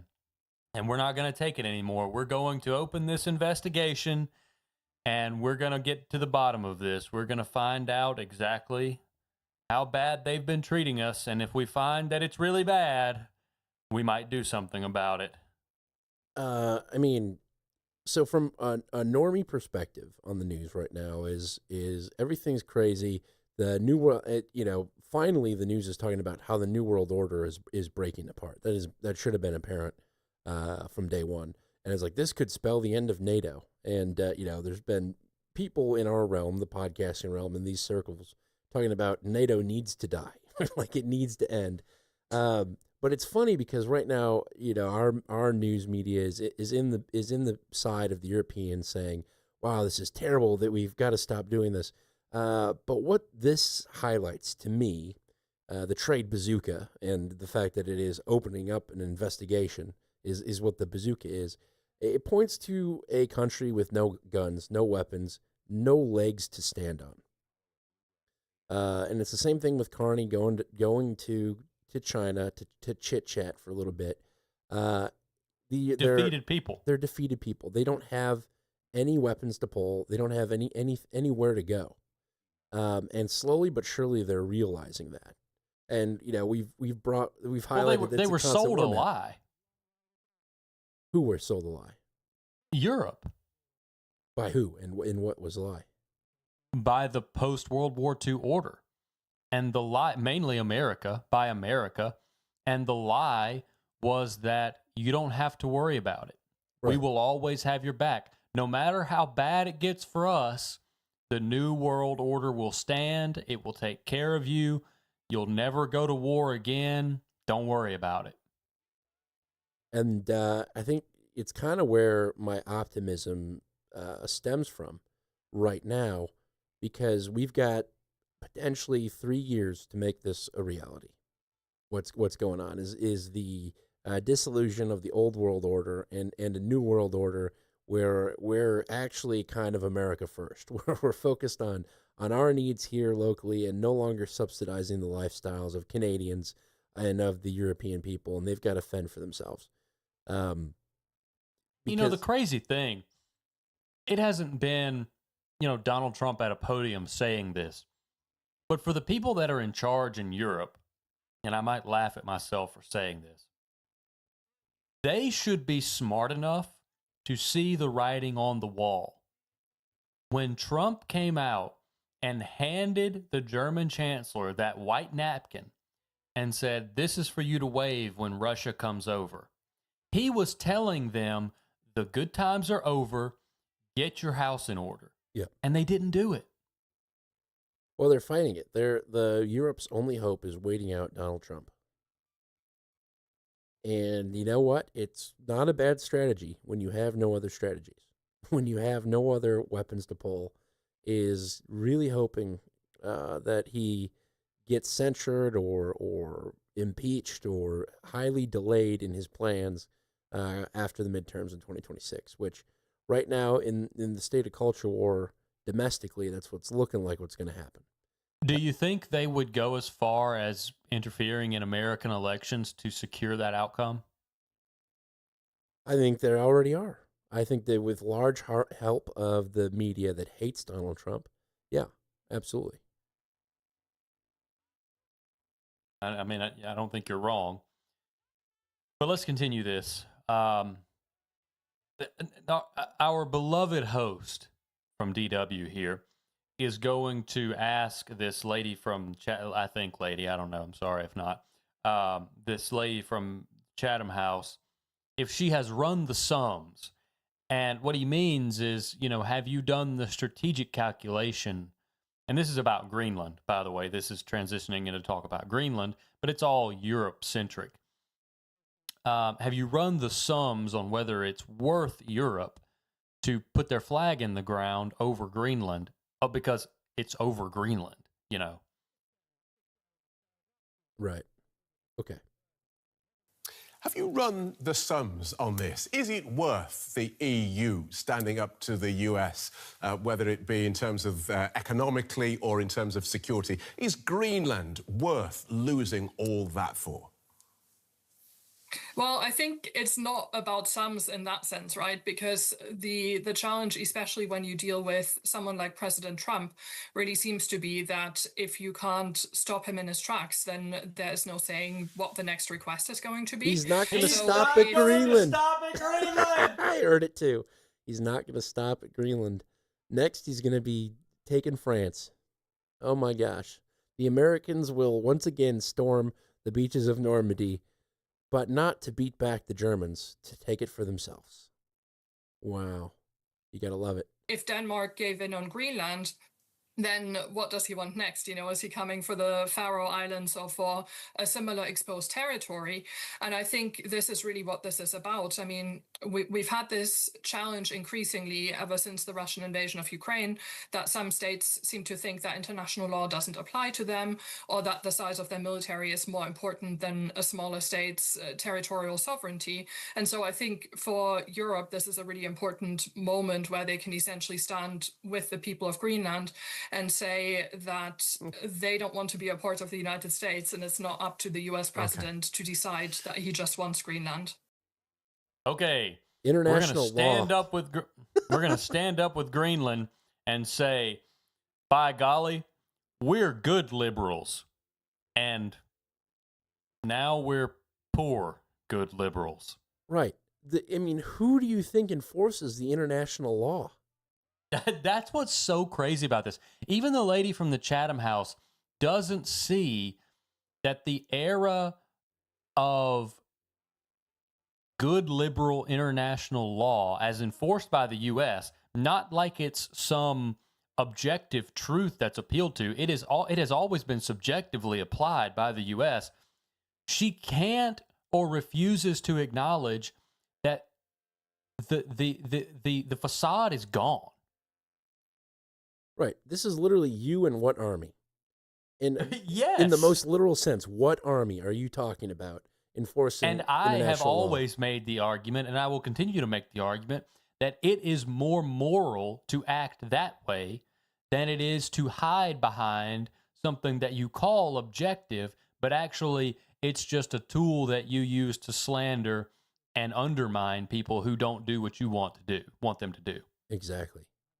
The friction between the United States and Europe is Europe wants this.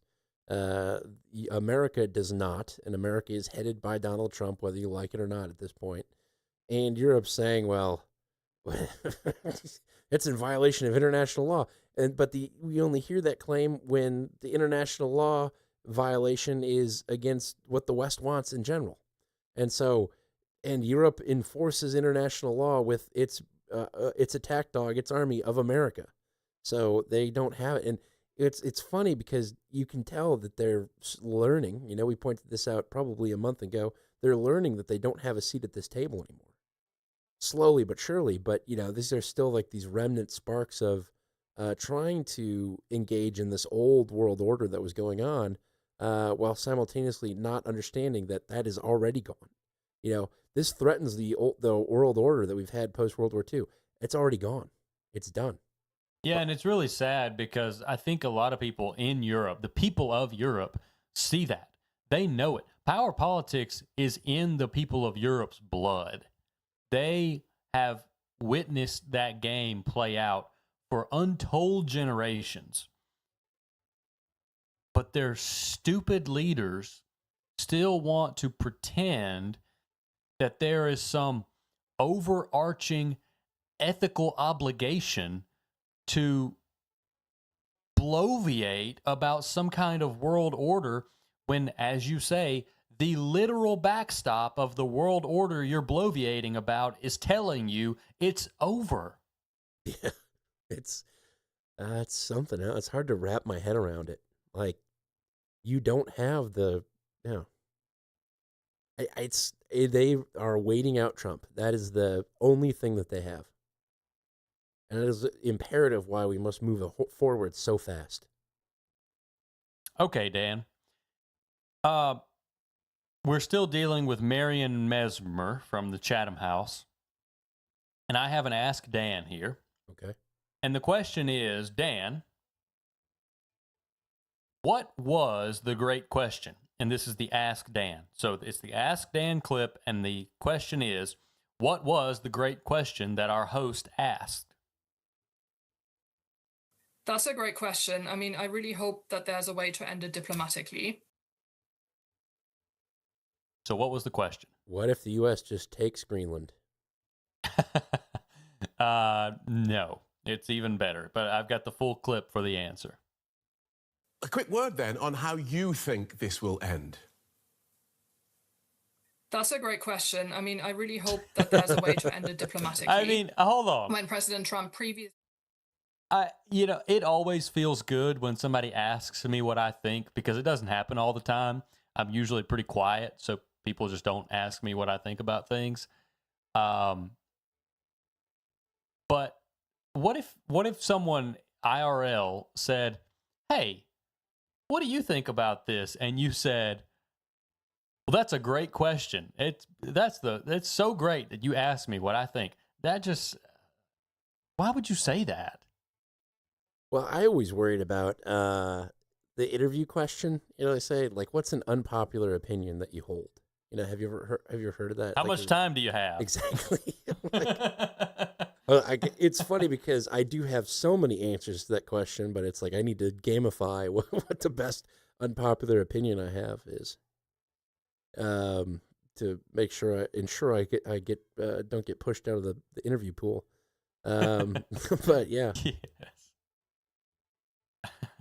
All right, what do you think? What a great question. That's a great question. I don't know what I think. That's right. I hope it's diplomatic. Here, she's got more of a response, though.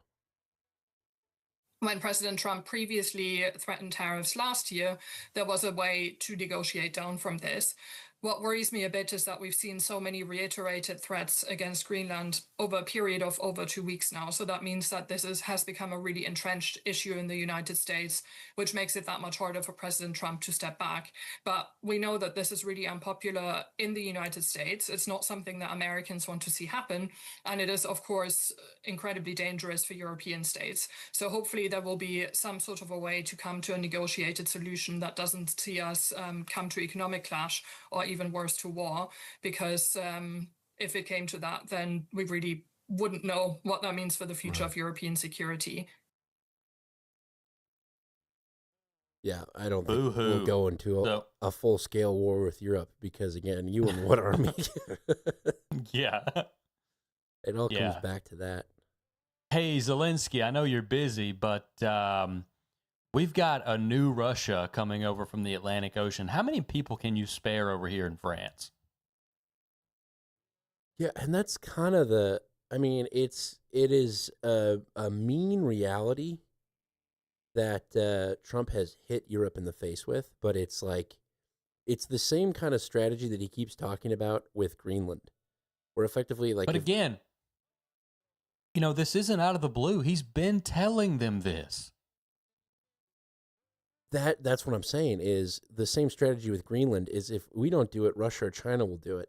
And this is what he's telling Europe right now is if you guys can't protect yourself, you're going to be absolutely taken over by Russia or China. Stop worrying about Ukraine. Worry about France. Worry about Germany. Pull back. Realign your worldview and try to understand what's going on here. Yeah. And, on that point, London the UK just approved a massive Chinese embassy in London. I did see that today. The mega embassy. I'm sure that will go well and will never lead to any sort of security risk or data leak or anything like that. The Mega Confucius Institute for Honest Dealings. What were the ones on college campuses that were effectively... The Confucius Institute. Was it? Yeah, I thought so. I thought it was Lotus for whatever reason, but yeah, Confucius. Makes sense. Yeah. Europe is... it's done. More or less, it's done. Okay. Well, I've got a couple of clips from Davos, the World Economic Forum. All right, everyone put on your aviators. Let's get ready for this. What is up with that? Apparently he has pink eye. Macron was speaking at Davos today, and I had him on the side monitor, and he was wearing aviators. First of all, gross. Yeah. Dude, come on.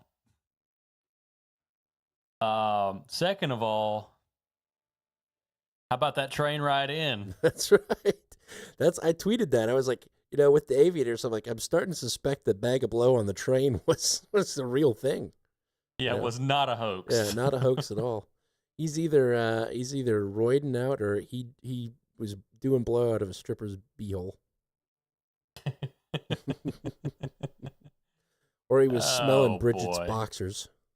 Oh. Okay. This is all Ursula von der Leyen, and the first clip is trade expansion, and I brought this one just to wrap our head around the list of countries the EU is trying to engage with economically, and to think about some of the trade corridors that we discuss here from time to time in relation to the EU's efforts. Okay. Last year, we reached new agreements with Mexico, Indonesia, and Switzerland, our host country. We're working on a new free trade agreement with Australia.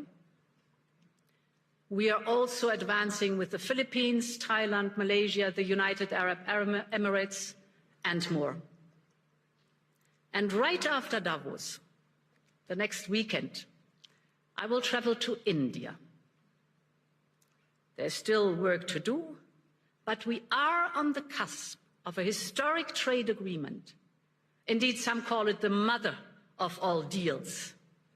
one that would create a market of 2 billion people, accounting for almost a quarter of global GDP.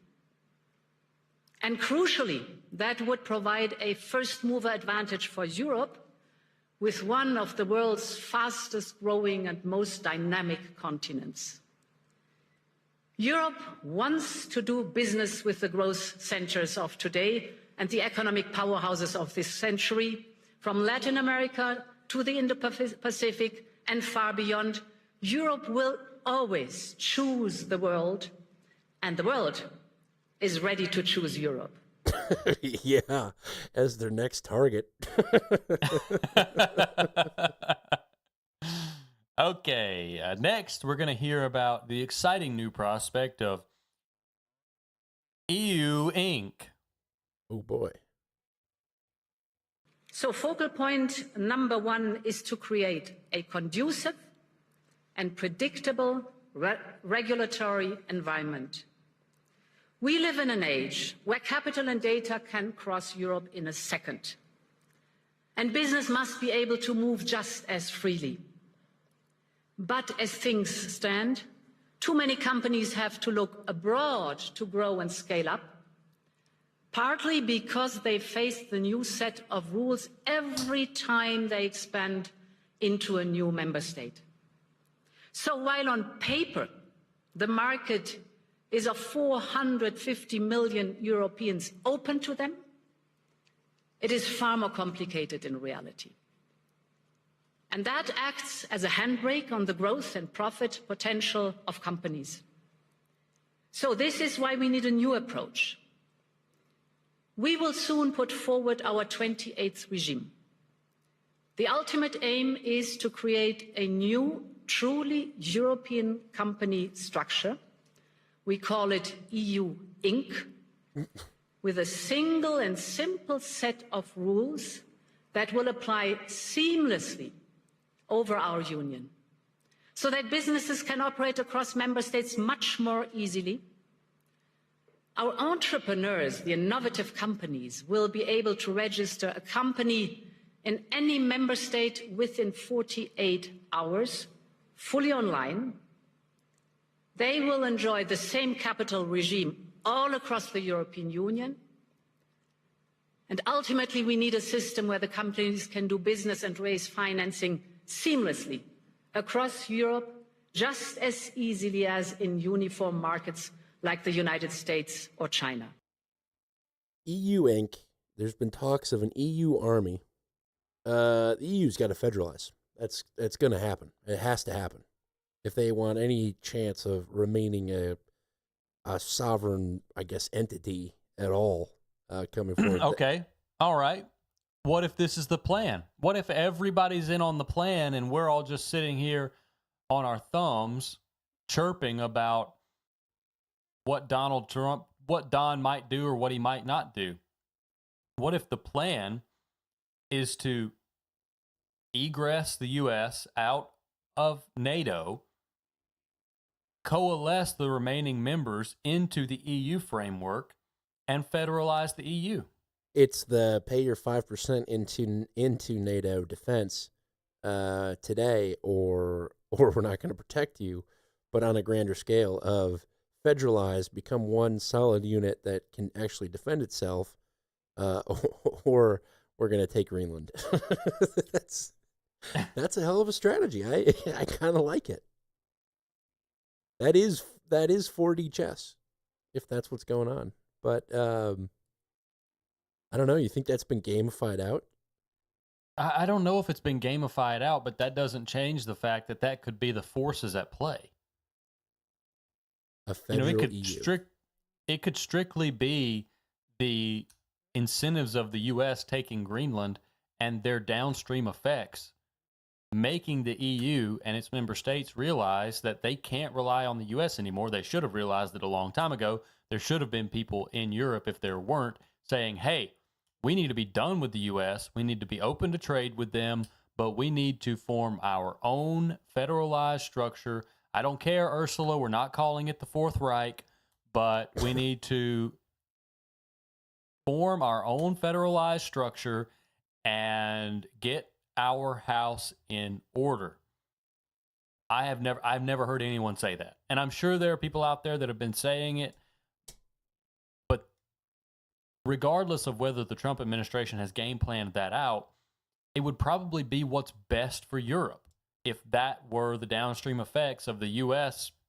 thumbing our nose at NATO, saying do something.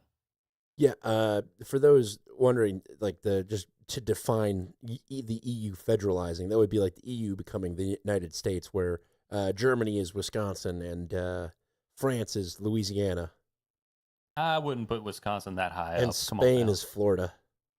I'm just saying, there are a lot of Spanish people in Florida. There's a lot of French in Louisiana, and there's a lot of Germans in Wisconsin. To be honest, Germany Illinois would is be Poland. like Germany would be like Texifornia. You're out of your mind. All the good Germans live in Wisconsin. Sweden and Norway would be Minnesota. Traitors that got kicked out? No, we came here to farm and pretty much build Fight beer. Southerners. Make beer great again.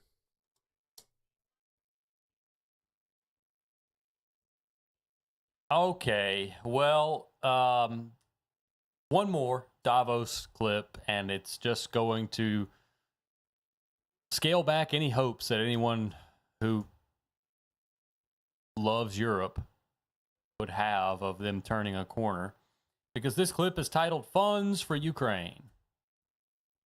We all want peace for Ukraine. We recognize President Trump's role in pushing the peace process forward, and we will work very closely with the United States.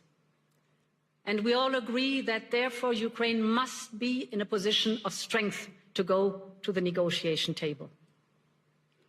And this is why we Europeans have decided to provide Ukraine with a loan of 90 billion euros Jesus Christ. for 2026 and 2027. With this support, we make sure that Ukraine can bolster its defense on the battlefield, strengthen its defense capabilities for a peace agreement, and keep basic services running. Above all, it reaffirms Europe's unwavering commitment to the security, the defense, and the European future of Ukraine. And the dominance And in of parallel, the U.S. We decided to permanently immobilize the Russian assets, and that we reserve the right to make use of them. This should serve as a stark reminder to Russia and as a message to the world. Europe will always stand with Ukraine until there is a just and lasting peace. So until there's no more Ukraine, effectively.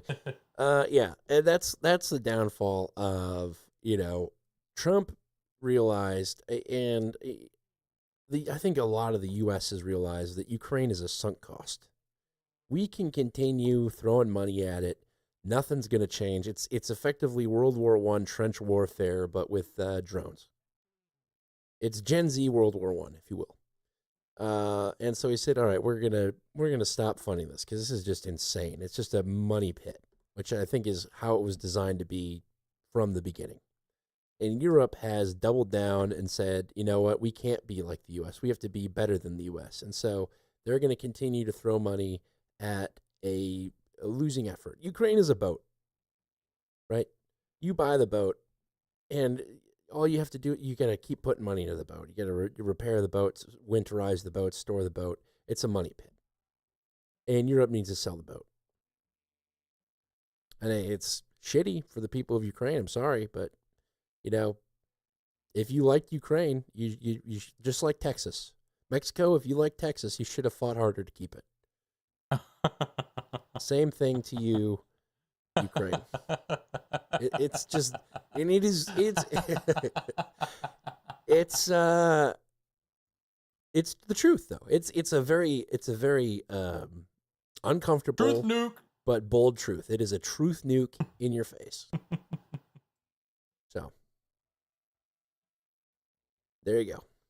The European Union is going to federalize. They're going to lose Ukraine. Maybe they'll make some smart moves. Who knows? But well, you know where that $90 billion is going, right? To the United States to send the armory and the weapons back to the yes. Yeah, Europe doesn't really have a pot to piss in. No army, no weapons manufacturing outside of a couple of specific types of weaponry in Germany. But other than that, yeah. We can print money. We could too. And now look where we are. The petrodollar's dying, and pretty soon demand for the USD will die. Do you think that the talking heads on the news have any sort of inkling as to the strategy behind Donald Trump? Or do you think that they're so consumed with the hatred for it and saying, everything this guy does is clown world and horrible that they don't I don't see think any they're sort a of strategy? monolith. I think there are some that see it and talk about it when they go to the bar and sit around with their professional colleagues. And there are others that are just completely disconnected. One being Don Lemon, who's not a professional colleague anymore, but boy, is he disconnected from reality. And I've got some Don Lemon clips in the second half. Nice. I've got one. But yeah, I saw what Don Lemon did. You think you should thank some people? Or is that what I was getting at? Okay. Let's go ahead. Let's go ahead and do that then. Millennial Media Offensive. You are riding along on the offensive every Tuesday night at 5:30 p.m. Central. John and I hop on the internet and give you a little bit of a rundown of how we see the world playing out. Whoa. What was that? Is that loud? Yeah, did you clap or something? Yeah, but I was a solid 12 feet from the mic. Yeah, we heard it. But yeah, we let you know what's going on, and we don't try Sorry about your ears. Yeah, that's okay. We don't hit you with advertisers. We don't try to get you to subscribe to our box where we send you junk or whatnot. Instead, we just put out the show for free, and if you get any value of it, we hope that you return that value in some way, shape, or form. I don't have a box for you to subscribe to. Do you have a beard? Can I subscribe to your beard? You don't have a box? Yeah, so that being said, we rely on the value being returned. There's many ways to return values. It can be through information, a.k.a. clips or articles or emails. It can also be through providing us jingles or artwork for our show. The vast majority of people choose to return that with money donations of value. So they go to mmo.show/donate, and they find one of our many ways. We're on PayPal. We're on Venmo. We're on Cash App. We're on Stripe, too. All of them. All of them are listed there, too. So feel free to go to mmo.show/donate and check it out. That being said, we always like to start off by thanking the person that provided the artwork from last week. And, I've gotten in the habit of saying, it was Wolf again. But last week's artwork was actually provided by Eli the Coffee Guy. That's right. That's right. The Eli And he the Coffee sent Guy. another piece tonight. He did, and it's pretty funny. I'm not going to lie. Wolf, you got I some haven't looked at competition. But this features a blue-haired kid in his Somali Leering Center shirt, upset that his parents didn't let him skip school. His parents made him stay in school because he wanted to learn they wanted him to learn as opposed to go out and protest. Yes, and as Dan pointed out to me, they're teaching him that Greenland belongs to Russia. Which is that I just like that. That was like a fun little touch in the back. Is Greenland is in the color of the Russian flag. I like it better tonight than I did last week. I didn't get it at first, so it kind of hurt my feelings. But yeah, it's the shirt says Somali Leaning Center. It has all kinds of implications. But yeah, I get it. I get it. It's a good piece. Yeah. I don't know what you call that style. The kid is obviously a little emo. He's emo. But I don't know. I like the fonts of it. It's kind of a gritty style. Yeah, it's got a good look to it. It's It's fun, it's modern, and it's from Eli the Coffee Guy, a name that everyone knows and that fuels me, at least, daily. I'm drinking, I had 4 shots of espresso today, so 2 doubles. Wow. The way I roll. I've been getting up at like 4. Like the kids feed at 4. I hope you sleep good next week. Really. No, I fell asleep last night at 8 p.m. and then like at 3 a.m. rolled around and I'm like, well, shit, I am awake now. So that's kind of why I did it, because by the time 8 a.m. rolled around and the working day was starting, I was already had a good 4 or 5 hours under my belt. So always good to have that. But it's a great piece. Thank you. If you got an idea for art tonight, it doesn't have to be Eli. It doesn't have to be Wolf. You can send it to Dan at MMO.show and John at MMO.show. Operators standing by to judge you accordingly. So thank you very much, Eli. It's a great piece. Glad to have you on the offensive. Did we have any competition last week from Wolf? Wolf did send in some last-minute submissions. To be kind of fair, Wolf was like, these guys better stretch the show because my art is bad, is basically what he said. So I think he was a little bit relieved that Eli came in last week, but his art wasn't bad. It just wasn't as topical, I thought. But there was a lot of riot-related stuff and running on a treadmill. I forget what that was in reference to. Tombs and more tombs. Man, I wish I could remember the treadmill reference because I remember it being funny. I'm thinking about it now too. Yeah, the rioter on top of the rock.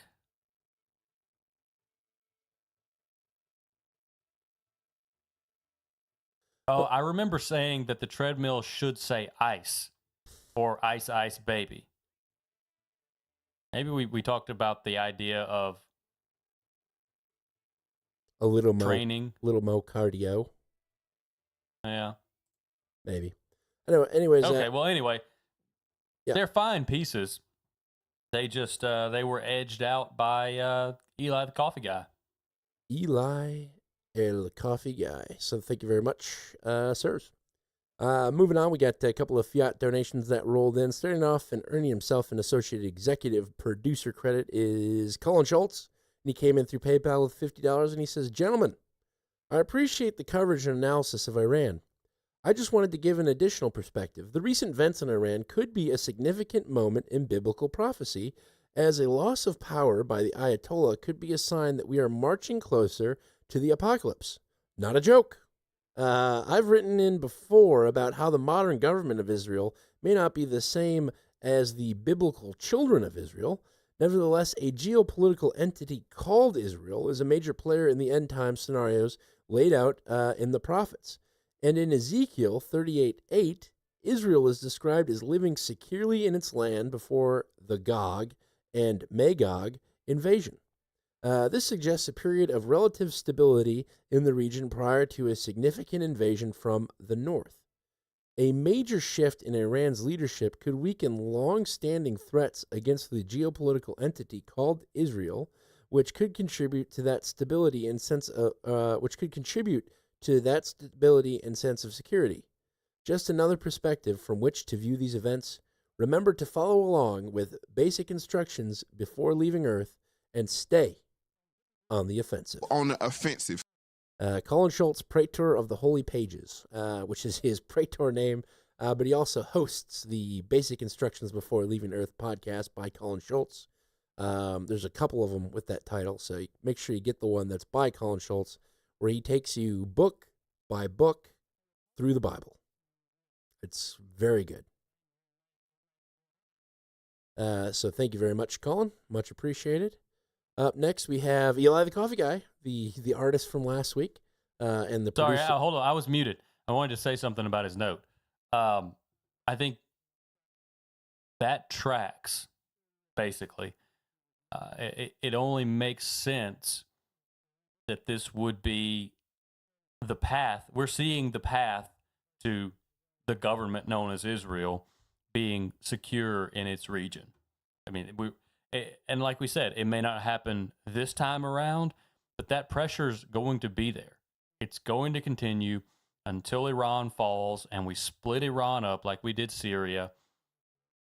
And then Israel is riding high. And then all we have to do is... Where's the beef? I'm kidding. That's the red heifer update. Oh, those heifers are going to die. Some of them. Yeah, it just needs one. They just need one. Yeah. One perfect heifer. Every time they think they have one, frickin' white hair pops out. They're like, oh, not perfect. Let's burn it anyways for practice. Up next comes Eli the Coffee Guy through PayPal with $33.33 and says, watching what happened in Iran when truckers stopped rolling was a reminder of how fragile things are. No speeches, no bombs, just logistics grinding to a halt, and suddenly nothing moves. It also made me think about who controls our supply chain. Foreigner with with California driver's license or Americans. Who's moving the food, fuel, and raw materials, and what happens when that system decides to pause? So give some appreciations for the truckers out there that keeping our shelf stocked and green coffee showing up at our warehouse every week. And I'll give the truckers appreciation. We're very pro-trucker on this podcast, as you know. So there you go. He continues. Visit Gigawatt Coffee Roasters and use code OTO20 for 20% off your order. And then he added, plus, we dropped a new Kenyan coffee today in our Black Bag series. Now you're not the only one hooking it up with the large African package. Stay caffeinated, Eli the Coffee Guy. Large African package. On the offensive. Thank you, sir. Much appreciated with that. I do like that. Eli the Coffee Guy's got a large African package for you. Up next, we have the Nail Lord of Gaylord. He came in through Venmo with $5, and he says, N-Log here, OTO. On the offensive. Well, it is -20, and the wind chills are... It is -20 with the wind chill, and we are at 103.3 inches of snow to date for the season. I need to move south by you guys. Stay on the offensive. On the offensive. We will stay. Thank you, sir. Finally, Trash Man, and yeah, come on down anytime. Although, maybe not this year because they're getting snow too. Trash Man came in through PayPal with $3.32 and says, excellent work, men. Here's some value back. I love how you flesh out an interesting subject rather than hit it and quit it. Period. I was going to make a joke. Couldn't get there. Thank you, Trash Man. Much appreciated. That does it for all. We're committed, baby. We're committed. That does it for all of our fiat donators. I think we've had a couple of boosts that have rolled in since the start of the show. Yes, and I'm not even looking at them, but give me 1 second while I open this web tab, and I will, web tab, that's a new one. Oystein Berge comes in with 1,111 Satoshis and says, listening live, thanks for the .js file. If you say Israel more than 3 times, Benjamin will give you a wedgie. Oh, no. Look out for that. Thank you, Oystein Berge. Happy to help. C. Brooklyn comes in with 1,000 Satoshis. No note. Thank you very much, C. Brooklyn.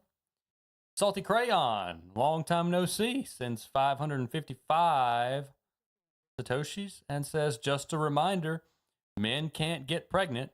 UFOs are the military, and to stay on the offensive. On the offensive. And then he sends another 333 Satoshis and says, Def 80s sample. Probably talking about the end of show mix. He was talking about the pre-show where I was doing some synthwave music, and I mentioned it was a 90s sample, and he said 80s, so I agree with him. Okay.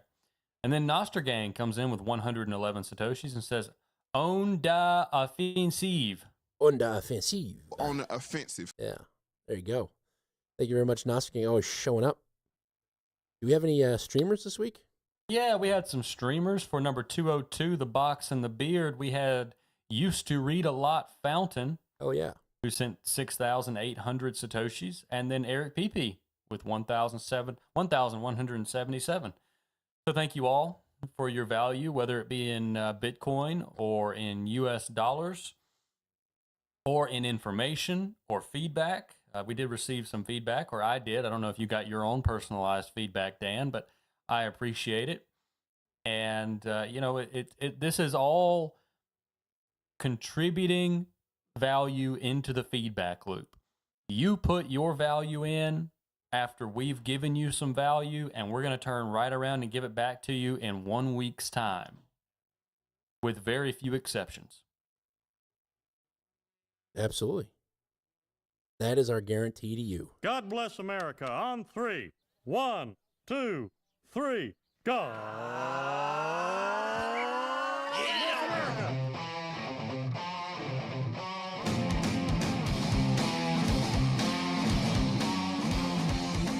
Yeah, I was watching MXC on YouTube, just like old reruns of it, and Elise heard it. She's like, "Is that where you got this from?" I'm like, yes. Guy LaDouche. Well, yes. So. Yeah, Guy LaDouche. It was funny. It was like this thing called, it was like a commercial for a fake movie in the show. It was called Trini Airlines. And it was just so funny because they were talking about, like, is it because I haven't had my surgery yet? And they're like, no, it's because you're not Jewish. And then the guy's like, well, I'll just ask the doctor to take a little off the top. It was too good. Too good. Definitely a different time on TV. Yeah. Most definitely.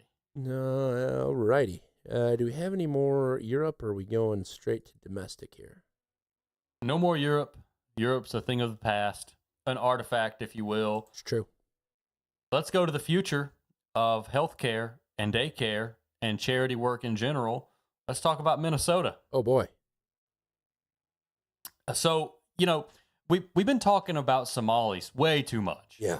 The American people, they're starting to get the wrong idea about these Somalis, okay? They're good people. They're good people. They're just looking for a better life. This is the melting pot, all right? All right? You're getting the wrong idea. So what we're going to do, we're going to go down to the federal penitentiary, and we're going to interview the mastermind of all this fraud. And guess what? Guess what? She's not Somalian at all. Her name's Amy Bach. And CBS Mornings did a segment interviewing her. Wow, of all the hard-hitting journal outfits, CBS Mornings. Here we go. We've got an exclusive interview for you with a woman prosecutors say was the mastermind of Minnesota's biggest COVID-era fraud scheme. Her name is... Is this Gayle King? Yeah, believe so. Barry Weiss took over CBS, right? Yes. Because there was a joke that Nikki Glazer made, and apparently it upset Gayle King about CBS being the newest outfit to get your BS news from. So Gayle King did not appreciate the joke. Her name is Amy Bach. She's 44 years old, and she is not part of the Somali community. Last year, she was convicted of orchestrating a $250 million plot to defraud government program to feed hungry kids. She spoke to CBS News Minnesota correspondent Jonah Kaplan, who joins us now. Jonah, good morning. We all want to hear what she has to say. Good morning to you. Gail, good morning. As you mentioned, there's been so much focus on the Somali community here in Minnesota because of the widespread fraud. And most of the suspects charged and convicted in the schemes, they are from the Somali community. But as you mentioned, the mastermind, according to prosecutors, federal prosecutors, she is not Somali. And Amy Bach, when we spoke to her, it's rare for someone to speak with us in federal custody, but she expressed some regrets and defended her actions.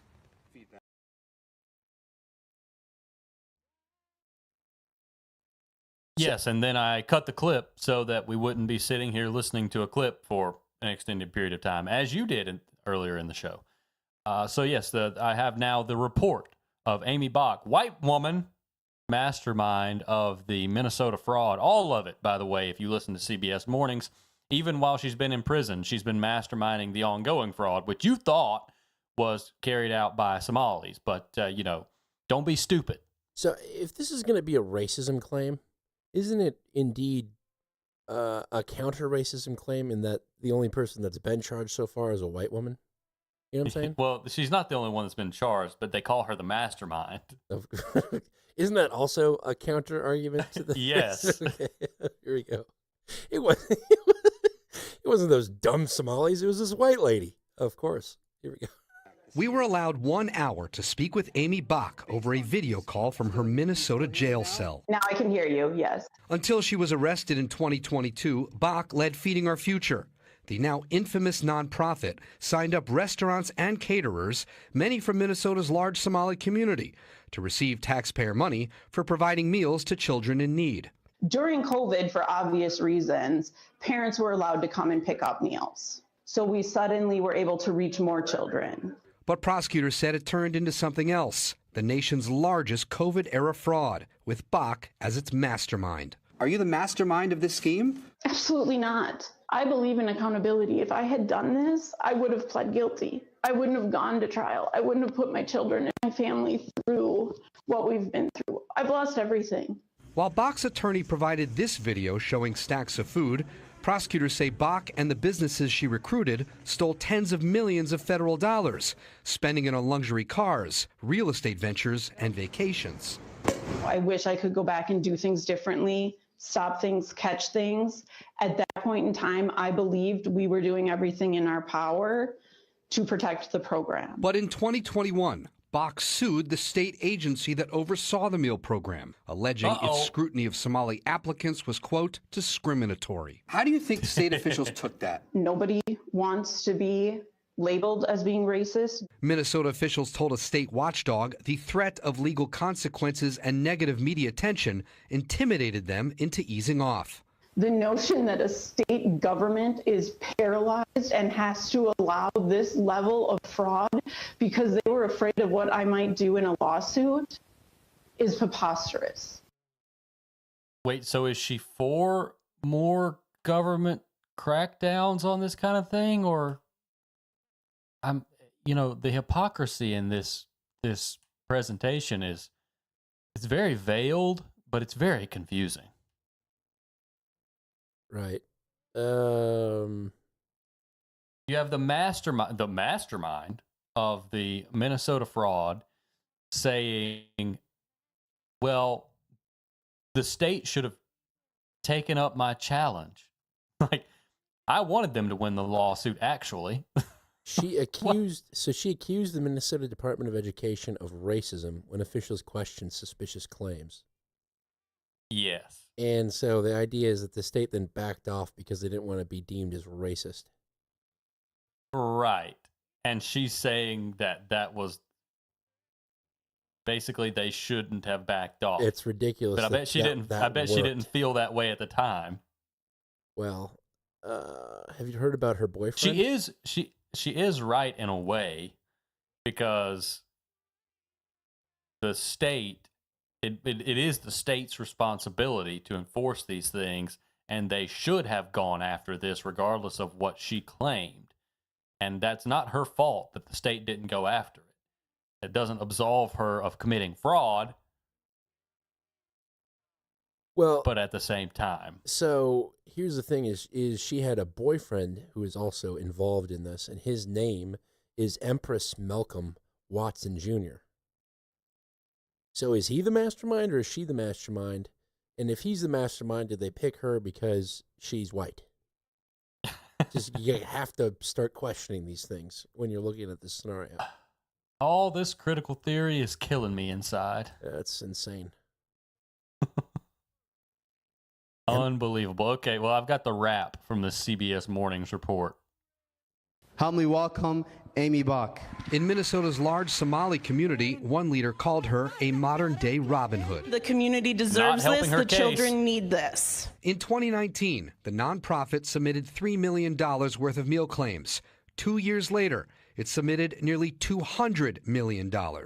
All of a sudden, you're cutting $200 million worth of checks. How do you not see that as major red flags and keep this going? We relied on the state. We told the state this site is going to operate at this address, this day, this time, and this number of children.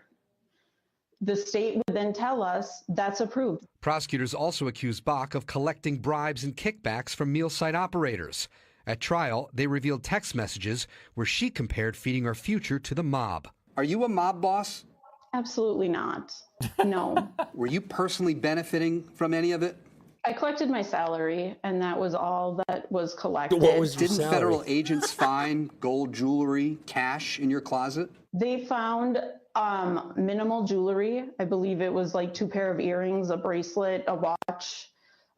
There was some cash there. At trial, Bach took the stand, but the jury didn't buy her story. Within hours, they convicted her on all counts. Last month, a judge ordered her to forfeit more than $5 million in proceeds from the fraud. Minnesota officials have defended their actions, noting that it was state employees who actually first contacted the FBI about implications in the fraud scheme. So far, 78 defendants connected to Feeding Our Future. Remember, just Feeding Our Future. There are other social service schemes at play. They have been charged, more than 60 pleading guilty or convicted at trial. Bach herself is awaiting sentencing, and she faces decades in prison. You know, I would love to say that, you know, she's just a fall gal and they got to have a white woman to pin the mastermind claim on. But for a jury to spend a couple of hours deliberating on this level of fraud, she had to be just flaunting every ability or every chance she had to carry out her due diligence. You know, in the report, I collected my salary. What was your salary? Was it something like, you know, $2 million a year? Or the fact let's see if that's public information. What was Amy Bach's salary at Feeding Our Future? Feeding Our Future 401ks. $190 per year. That's still insane. That's an insane amount of money for somebody that is 109 million, 1.9?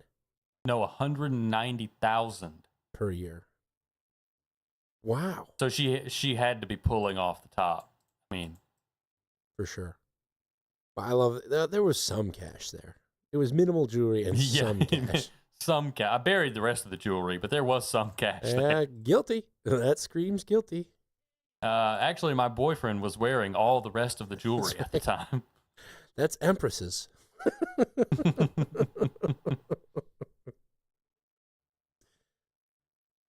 Oh, insane. Okay. Well, let's talk about Don Lemon. Let's. The man who should have been a used car salesman extraordinaire. Oh, man. There's so much in the culture war that's going on right now. Don Lemon is what I view to be. He's trying to elbow his way into it, is what he's trying to do. He wants to gain popularity. He's trying to squeeze some lemon in this drama. Yeah. Let's hear a New York Post clip about the church protest that Don Lemon was involved in. Former CNN anchor Don Lemon has been warned by the Justice Department over allegations he joined a swarm of anti-ICE protesters who burst into a Minnesota church in the middle of Sunday service and accused the pastor of working with ICE. Lemon, who has been documenting the increasingly violent protests following the shooting of Renee Nicole Good, live-streamed himself alongside demonstrators with the Racial Justice Network storming into the city's church in St. Paul, Minnesota, as they called out resident pastor David Eastwood, whom they accused of moonlighting as the acting field office director for ICE in the North Star State. David Eastwood is listed as an employee with the local field office. However, the Post could not independently confirm whether he was the same person who heads up city's church. Eastwood was not at the Sunday service. Some service disruptors chanted slogans heard at the dozens of other protests that have wreaked havoc around Minneapolis, while others specifically slandered Eastwood for supposedly misrepresenting the ideals of his faith through his support for ICE. David Eastwood out now! Lemon spoke with the congregation's lead pastor, Jonathan Parnell, who said the bombardment was shameful. I mean, this is unacceptable. It's shameful. It's shameful to interrupt a public gathering of Christians in worship. The Department of Justice is probing the demonstration at the church for potential violation of civil rights laws, specifically for interfering with Christian worshipers, according to a post on X. Harmeet Dhillon, the Justice Department's Assistant Attorney General for Civil Rights, chided Lemon on social media. A house of worship is not a public forum for your protests. It is a space protected from exactly such acts by federal, criminal, and civil laws, nor does the First Amendment protect your pseudo-journalism of disrupting a prayer service. You are on notice, she wrote. In a follow-up post, she noted that the FBI has been activated and accused the protesters of desecrating a house of worship. Lemon has dismissed calls for him to be prosecuted for joining in with the group and defended his actions as protected under the First Amendment. The MAGA administration and the fake news MAGAs are losing their mind over something that's not even true, Lemon said, claiming he had no affiliations with the organization, defending his actions as, quote, an act of journalism. While actively confronting the guy who everyone else is confronting and saying protests are meant to be uncomfortable. Yeah. I have those clips. Oh, sorry. Damn it. It's one guy. It's this very mild fellow at the church who thinks Don Lemon is a journalist as much as Don Lemon thinks he's a journalist. And I love this interview, mainly because of the content of the second clip here, but I pulled both. I split it into two clips for our sake. This is the Lemon Church interview, part 1. These people have come into our house and they've interrupted our worship. This is a house of peace, and we try to proclaim that. And this stirs division and rancor. And in the end, it's not helpful. Ultimately, I believe they've lost. They've emptied a house of worship. Everybody's gone home. Their point has been proven worthless. And so, in the end, I think they lose. But more importantly, if I was to break into any of their houses uninvited, cause derision and upset according to their values, I would be kicked out ultimately. It's not a good way. I feel violated. I feel interrupted. I feel angry. May I ask you something? When you were saying if you had showed up at their house, they're saying that people are showing up at houses where there are citizens without due process and breaking and entering their house. One that we saw, I've been watching from New York, with a battering ram into someone's private property, and there's no recourse. There's no, you understand what I'm saying? This is all part of a much larger dialogue, in my opinion. On one side are people who watched a previous administration bring 12 million people in over the course of 4 years, and many of them undocumented, many of them criminals, etc. This is another administration's corrective. Now, whether you agree with the policies or procedures, I think I could actually be sympathetic to some of the things where there have been challenges to action and decency. At the same time, these are what are called targeted interventions by ICE to keep the American people safe. Okay, so what you've got here is Don Lemon letting this guy talk. Basically, he's told this guy that he's a journalist. He's documenting this. He wants to hear his side of the story. So the guy's giving him his side of the story, even as these rabid protesters are walking by chanting communist slogans, by the way. Yep. And then Don Lemon has had enough. He's had enough. He's a good journalist, and good journalists have to be the arbiter of fact, you know. And this is where Don Lemon, he's reached his breaking point. He's going to tell this guy what a journalist is. So, Lemon part 2. If I respectfully may interject here, I've been out reporting on a lot of these, and they're not targeted. There are no warrants signed by a judge. Let me finish. And they're American citizens, many of them. Most of the people that they detain don't have criminal convictions or criminal records. I'm not going to get into the weeds. But you should know that, though. Don't you think that's part of it? Yes, and I could also show you many opposing sides where we're also picking up the very criminals that have put Americans in danger and I'm not saying it's pretty. I'm not saying it's not messy. I'm not saying it couldn't be better. I'm saying this is a part of a much larger dialogue in which one administration caused a great deal of chaos and havoc and danger for American citizens, and another is trying to correct that. Do you believe that? Why? Honestly, Okay, let me talk to you listen, just on the you're not facts. a journalist. Yes, I am. I want to give you the facts. No. Did you know that undocumented people and immigrants commit far less crime than American citizens? We're done here. We're done here. Than natural-born Americans. You won't listen. If you could ask, I'm giving you the facts. It is. Give me facts. I would have a conversation. But I can respond to you. No, but did Jesus stand with the oppressed? Because he doesn't want to listen to facts. That's the interesting thing about this, is that they won't listen to facts. I just don't. No. You won't, because when you pose as a journalist, I am a journalist. Journalist gives facts. And then you start correcting me with facts, and don't have. You shouldn't hear the facts. Of course, I most should of the hear people facts. who are picked up but are will you not. give me the facts on both sides? That is the facts on both sides. Most of the people who are picked up and are detained are not convicted. They have no criminal convictions. They have no criminal records. None. That immigrants commit far less crime than native-born Americans. So they won't listen to the facts. Anyways, these folks are still out here. Yeah, I'm doing journalism, but I'm also confronting people like these people are in this church. Yeah. It's journalists are supposed to give facts, you know. Right. I heard he might get charged with the KKK Act. Yeah, the FACE Act. Yeah. Freedom of Access to Clinical Entrance Act, which also includes a ban on interrupting or barring places of worship. Yeah. So a black guy, this is the meme that was going around, is a black guy getting hit with the KKK Act on Martin Luther King MLK Jr. Day. Yeah. This is America. Yeah. Yeah, I mean, Don knows what he's doing. He doesn't live in reality, but he knows how to get clicks. Right. Kind of, I mean, I agree with you. Don Lemon's a clown, but he is trying to stay relevant the best he can. And the fact that he doesn't call his show the DL with Don Lemon is just a loss with him.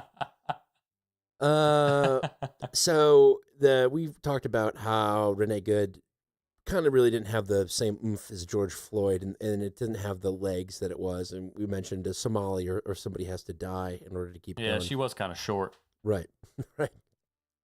But the media is trying to keep it alive too. It's almost like the Iranian protests, where the media is still trying to spin it up, even though there's nothing there anymore. Well, Minneapolis is smoldering. Minneapolis is, but outside of it, you know, the liberal people that I have on social media, they're no longer posting about it. For all intents and purposes, the whole uprising has failed. It's still going on in Minneapolis, but the rest of the world has moved on. They don't care. They watched the national championship, and that's it. You know, next story. But the media is trying to keep it going. There's this video of a woman getting pulled out of a car. Have you seen this one? No.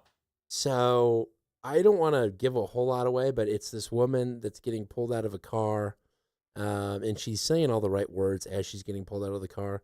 But I'll let so think about journalism and think about the objective nature of something, and then think about what CNN is doing here. And like they don't go into the background of this woman that gets pulled in the car, but I did. A podcaster did, and just kind of found out about her past a little bit. So you can decide if she is who she says she is. So here we go, CNN. By now, you've probably seen this video from Minneapolis, a woman being dragged from her car while driving through a protest against President Trump's immigration crackdown. She was arrested 2 blocks from where an ICE agent shot and killed Renee Good a week before. You heard her screaming, "I'm disabled," as agents carried her by her arms and her legs from her own car. Tonight, we know her name, Alia Rahman. And in just a minute, you'll hear from her for the first time in an exclusive interview. She's disabled. Alia says she was never part of the protest that day. She was simply just trying to go to her doctor's appointment. But in a statement, the Homeland Security Department called Rahman a, quote, agitator, adding she, quote, ignored multiple commands by an officer to move her vehicle away from the scene. She was arrested for obstruction.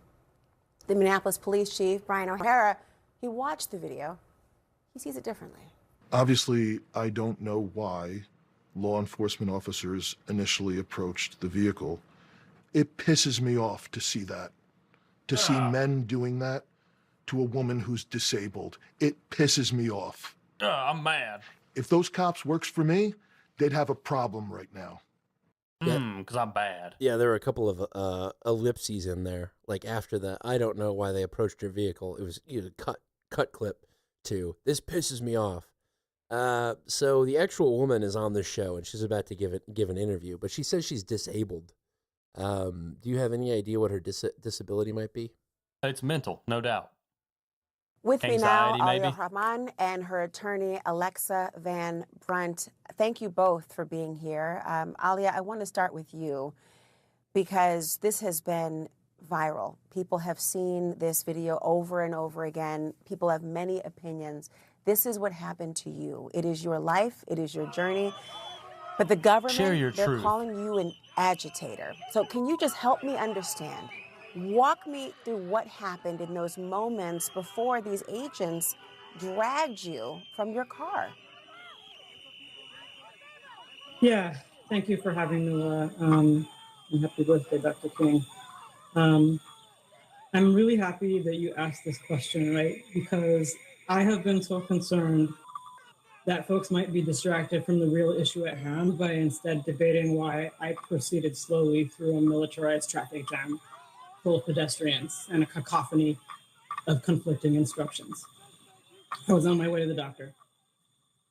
I was on a main road that is a direct road from my house to the parking lot. Suddenly there's traffic in the road. There are vehicles blocking it ahead, vehicles that later I understood were ICE vehicles. People around me trying to understand what to do. And I think that you see the rest. So you weren't, I mean, in the beginning of the video, you see the federal agents saying something to you before you were dragged out. They say that you were given what they call repeated warnings. I just heard you say this cacophony of conflicting commands. What were they saying to you? What did you understand to be happening? Well, I think I didn't understand what was happening, right? I am a disabled person who has autism, right? That is a big piece of this. But I think even someone who doesn't have the kind of auditory processing challenges I do would not know what to do with the sentence, move. I will break your effing window.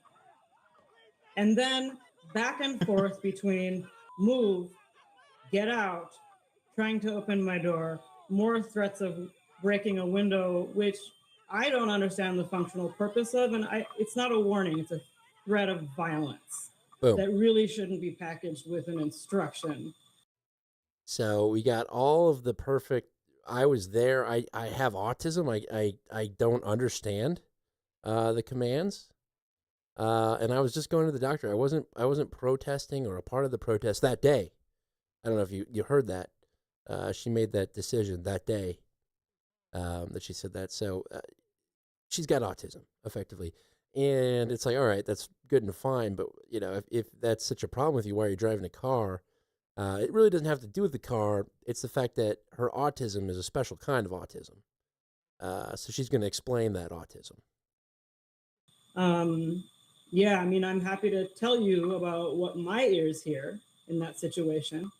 But in my ears, my autism also comes with an auditory sorting challenge where multiple human voices at like a loud party or on a chaotic street all sound like they're the person talking to me.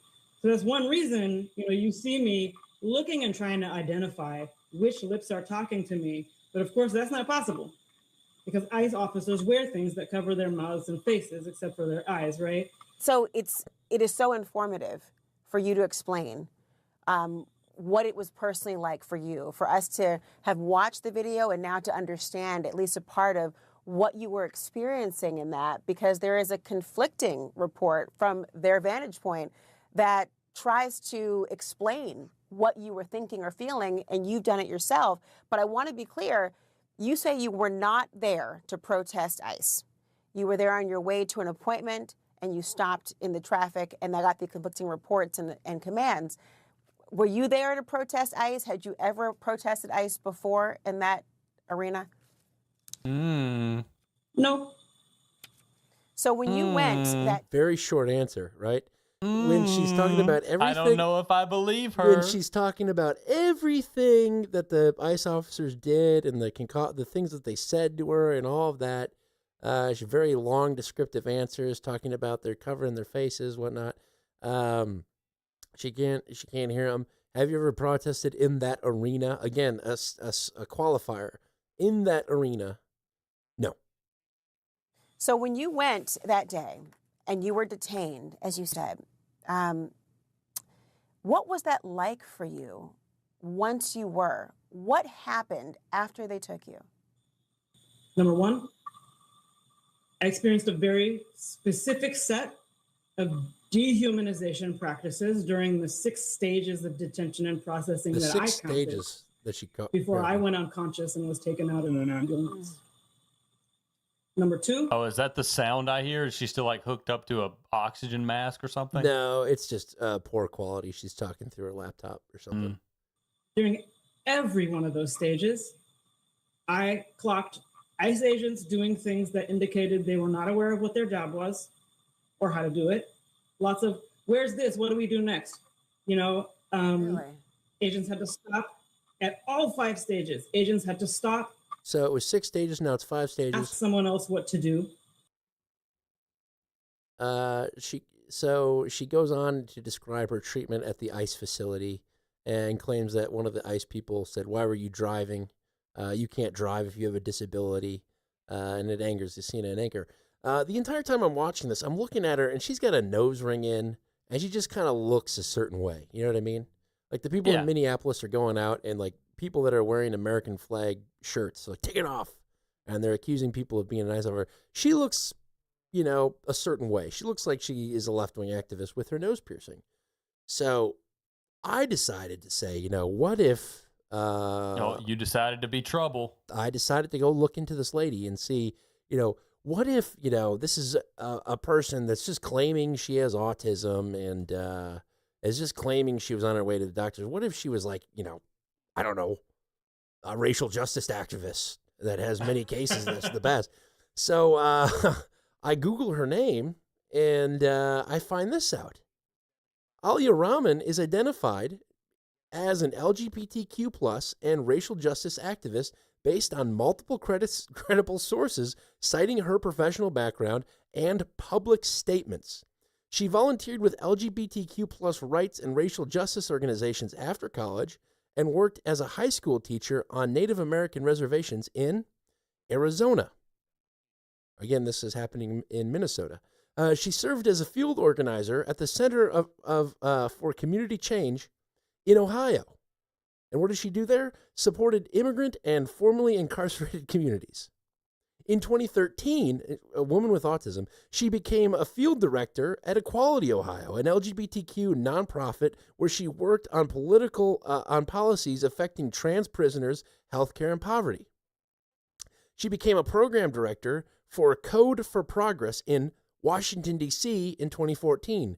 Code for Progress brings women and people of color into coding workforce through holistic investments in their technical training and communities of support.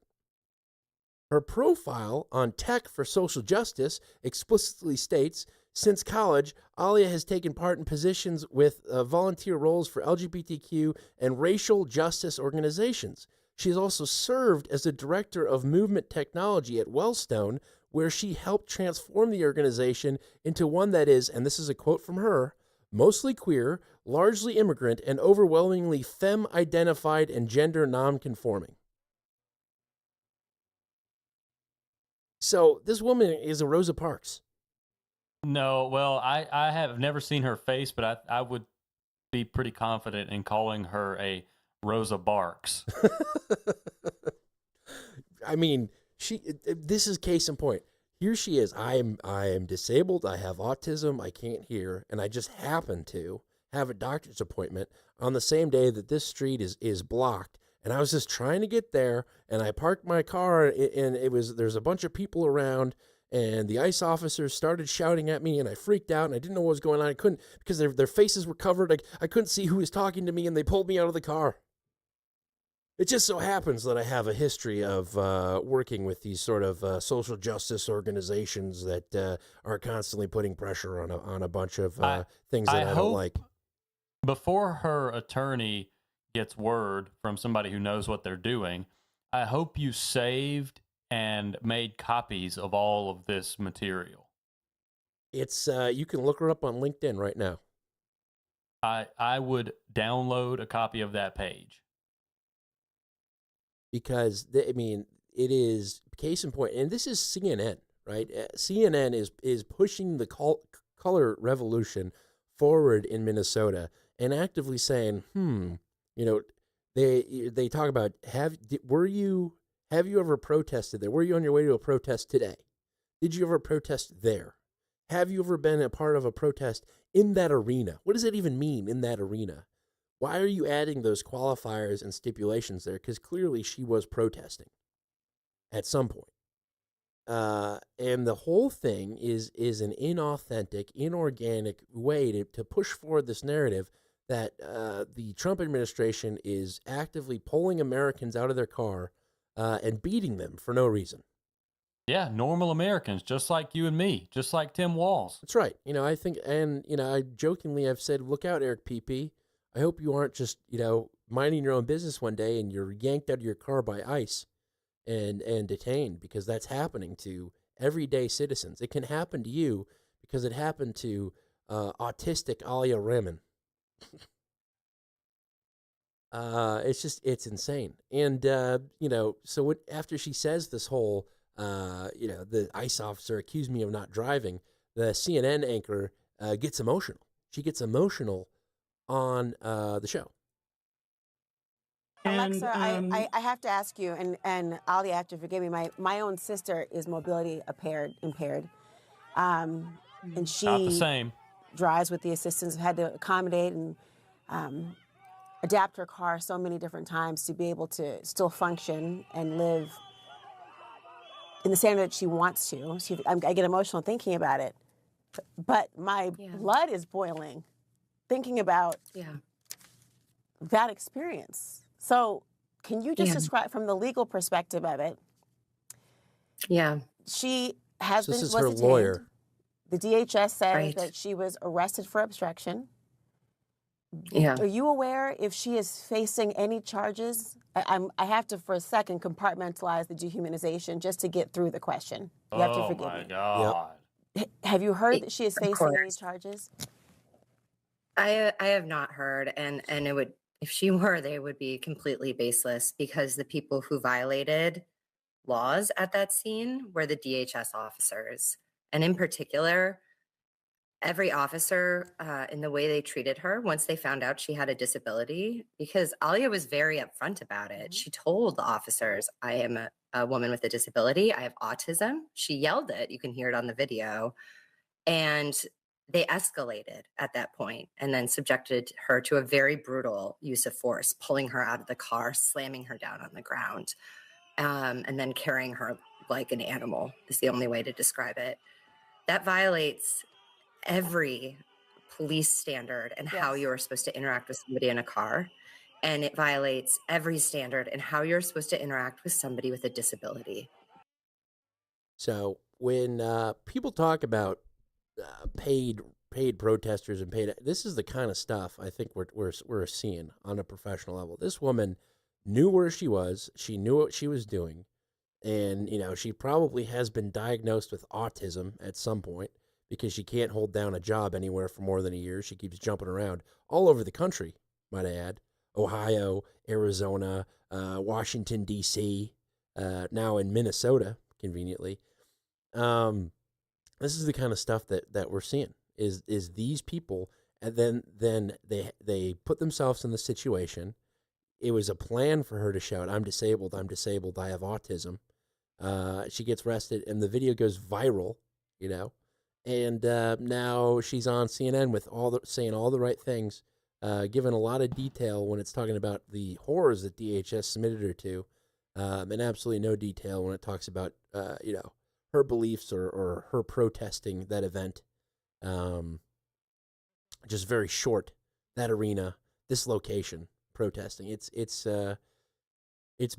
designed, and it's pushing a narrative forward of a color war. It's a color revolution. It's insane. Yeah, it is, but at least we see it. Yeah. And the people listening to the Millennial Media Offensive see it, or are at least being exposed to it. And that's what we're here for. We're here for all of it. Yes, that was my Minnesota coverage. I saw that this week, and I was like, what the hell? Who is the first thing, just looking at her, I'm like, who is this lady? It turns out it was a good pursuit.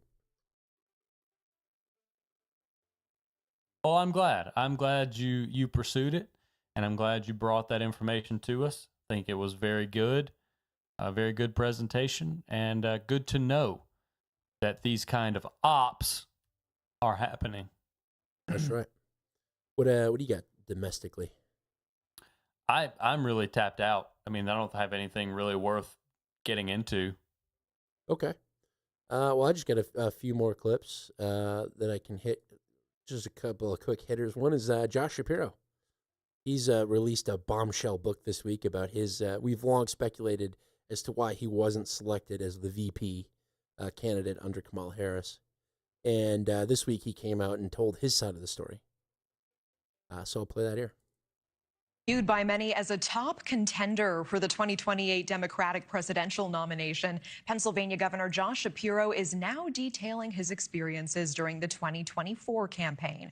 And while it doesn't go on sale until next week, Shapiro's new memoir is already making headlines. Shapiro writes that while under consideration to be then VP Kamala Harris's running mate, he was asked by a Harris aide several questions about Israel, including whether he was a, quote, agent of the Israeli government. Shapiro writes in the book that he found questions offensive and said so at the time. Shapiro is Jewish and was facing questions by some within the Democratic Party for criticizing pro-Palestinian protests on college campuses amid the Israel-Hamas war. Now, Harris ended up, of course, selecting Minnesota Governor Tim Walz as her running mate and went on to lose Pennsylvania by just over 120,000 votes to President Trump. News Nation's Joe Khalil live for us in Washington. And Joe, we know this comes as Governor Shapiro just announced his re-election bid, as he and the former vice president as well have not ruled out runs in 2028. This is what the New York Times writes up about the question that you referenced, Natasha. It says here, quote, "Could I be a double agent for Israel?" wrote Shapiro, describing his incredulous response to a last-minute question from the vetting team. He responded to that question that it was offensive, he wrote, and he was told, well, we have to ask. And it goes on, have you ever communicated with an undercover agent from Israel? The questioner, Dana Remus, a former White House counsel, continued, according to Mr. Shapiro, who recounted, quote, "If they were undercover," I responded, "how the hell would I know?" So interesting moments there. We should mention that Shapiro has been open about the fact that as a student, he did have a service project that took him to Israel, where he was stationed on a military base there. But more on that in a second. Obviously, that's a very different thing from being a double agent, as he says. He took offense to the question there. We did reach out to the Harris team, to Kamala Harris, now her office. She has not responded to our requests. We also reached out to Shapiro's office directly. Nothing yet from the governor either. Natasha. Joe Khalil tracking this live on Capitol Hill. We appreciate it. Thank you. Thank you, Joe Khalil. Yeah, so it turns out Kamala Harris, Josh Shapiro is probably pissed off at Kamala Harris for accusing him, or hit her campaign of accusing him for being a double Israeli agent, and didn't want anything to do with her. So I guess our inclination that he got wind of how shit her campaign was and was really looking for his future prospects is sort of true. where he he didn't want to be a part of that. But he effectively accused them of being anti-Semitic, which I thought was kind of funny. It's a very convenient out. It is indeed, but if they're undercover, how the hell do I know? And that service project is interesting. So he said he is on a service project on an Israeli military base after college. Headline: This is from the Times of Israel, so they would know.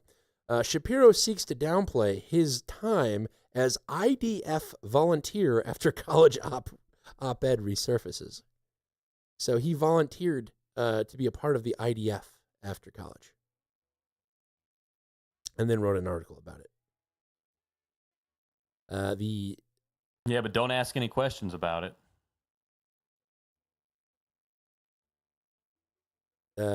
Josh Shapiro once wrote that peace will never come to the Middle East. He says his views have changed after 30 years. Let's see this article here. Peace not possible. Shapiro, then 20-year-old student at the university, wrote, using history as precedent, peace between Arabs and Israeli is virtually impossible and will never come. He described the Arab world as fractious and wrote that the then Palestinian leader Yasser Arafat was in danger of being assassinated by his fellow belligerent Arabs. Palestinians will not coexist peacefully, Shapiro wrote. They do not have the capabilities to establish their own homeland and make it successful, even with the aid of Israel and the United States. They are too battle-minded to be able to establish a peaceful homeland of their own.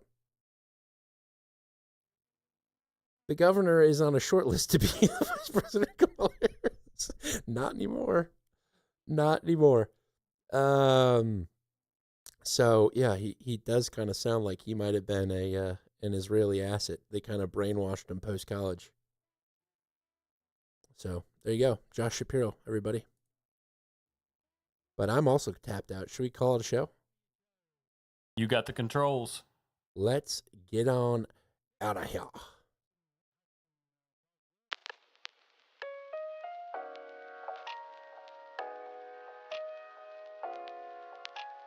It's a fun one.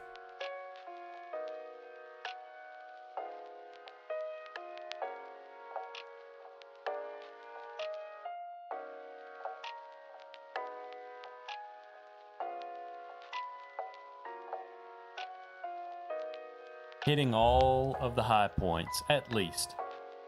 I think.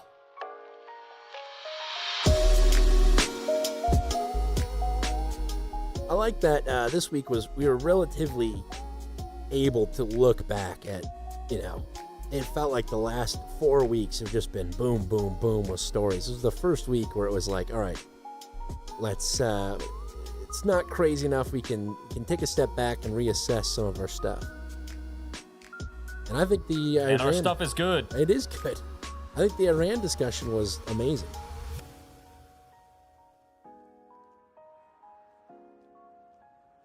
But it's funny. It's funny now because, you were relatively clipped out pretty fast. And I can usually tell when you think you don't have a lot of content based on how much you want that beginning of show banter to last. It's like a tell you have. I love it. It's funny. Well, you're not supposed to tell everyone about that. Why not? Everyone's on the offensive with us. But it should be interesting. I didn't put any markers down for intros, so we'll see what happens there. Hopefully we got some ISOBot recommendations.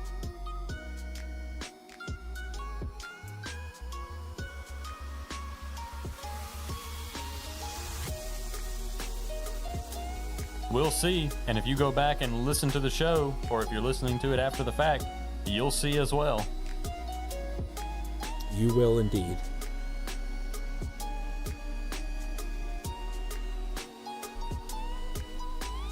Oh, man. Time to go be a dad. Good times. But from St. Louis, Missouri, I've been Dan Gehring. And from America's South Coast, where everyone says it should have been Ole Miss getting beat by Indiana, I've been John G. Dew. The most losingest team in college football wins a national championship. Good on you, Indiana, and your Miami quarterback.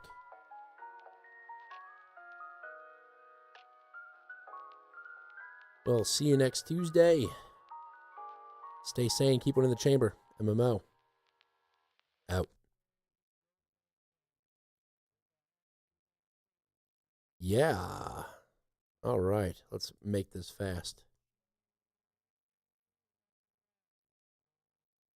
Okay. Y'all sexual. This time is different.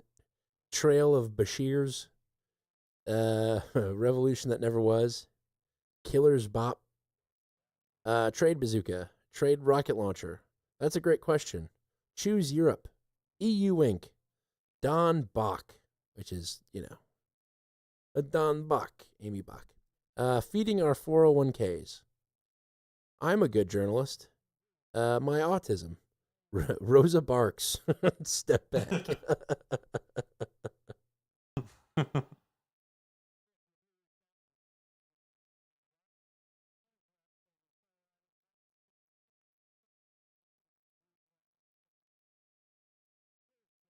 Let's see. Isobot. Any of those step out or stand out to you? I think Killer's Bop or Rosa Barks. Yeah, Rosa Barks is funny.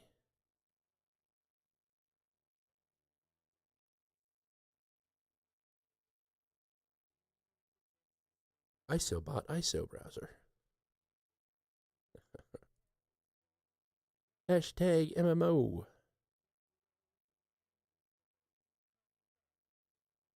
Where she compared feeding our future to the mob. Are you a mob boss?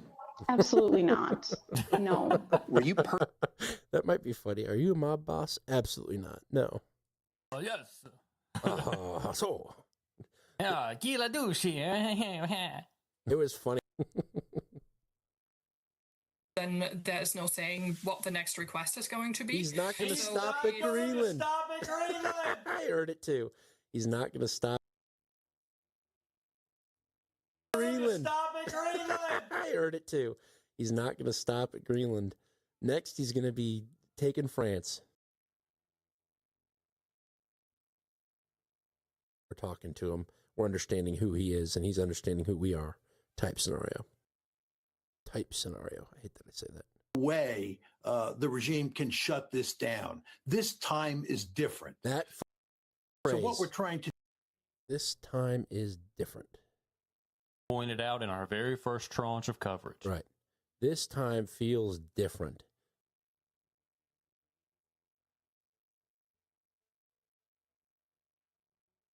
This is a legal stream, I didn't. Yes. She at no time said this. All right, that's the resolution that we've got to pat ourselves on the back because no one else is doing it. We've got to be the ones to do it. From the moment. Maybe I'll needle drop.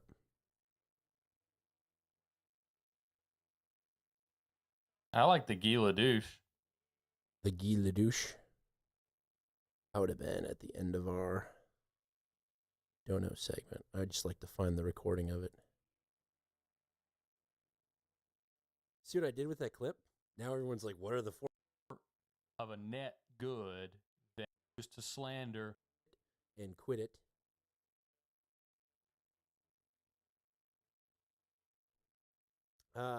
Visit Gigawatt Coffee Roasters and use code largest COVID era fraud with. We've been talking about Somalis way too much. Yeah. Funny because they were talking about is it because I haven't had my surgery yet? Right before that. Gila douche. Well, yes. So. Yeah, Gila douche.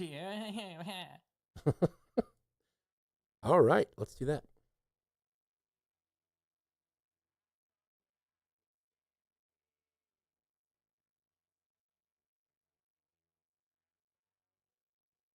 The people. We've got a little bit more music to go. The people. The people.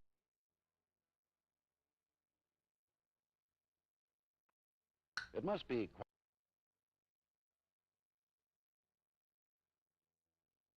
Oh yeah, Potty Mouth submitted a song too.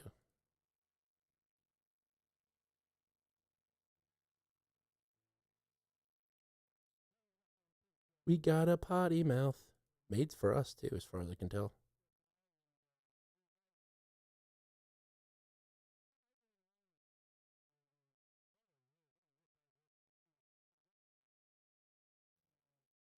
Yeah, gila douche. Yeah, gila douche. It must be quite apparent.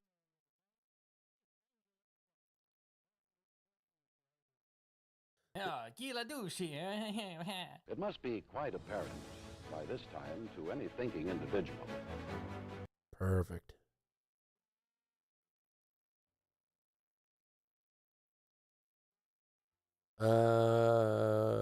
You want to go with do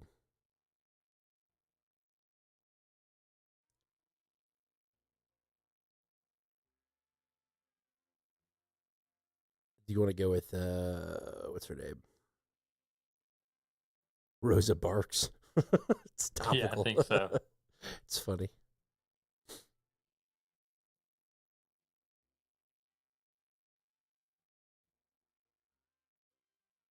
Chuck 'em Long sent something to us, an audio clip.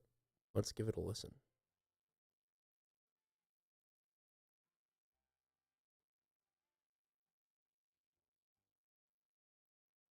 On the offensive. Oh, geez, that was loud. On the offensive. On the offensive. OTO clip from OBDM. I also sent in the MoFax OTO clip way back when. Really? Did we get the on the offensive from Wolf? That's interesting. I didn't know that. Well, thank you. On the offensive. Do you remember? I don't even remember the origin of the on the offensive clip. I remember we started saying on the offensive in place of like in the, on the. But I didn't know that was Wolf. Well, thank you for that, sir. All right, so Karen Bass, you have your notes dropped by chance? I do. Perfect.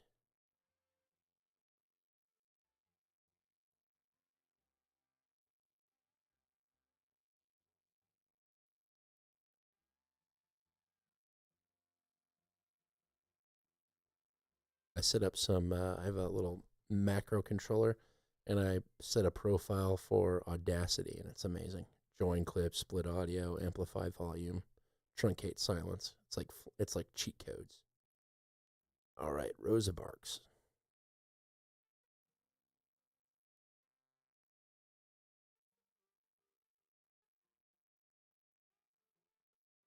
Finish recordings. Let's see what the Bull After Bull guys are doing. Oh, I forgot to mention it's their 420 episode tonight. That's a big one.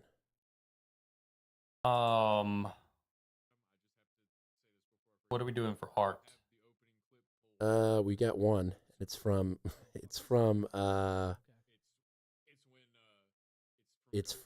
what's his name? Eli the coffee guy. Eli. Yeah. He mentioned large African package, so it is fitting. But we might get some. We from could Wolf. also look at our evergreens and maybe keep that one for when we actually talk about Africa again. That was my thought when I saw it.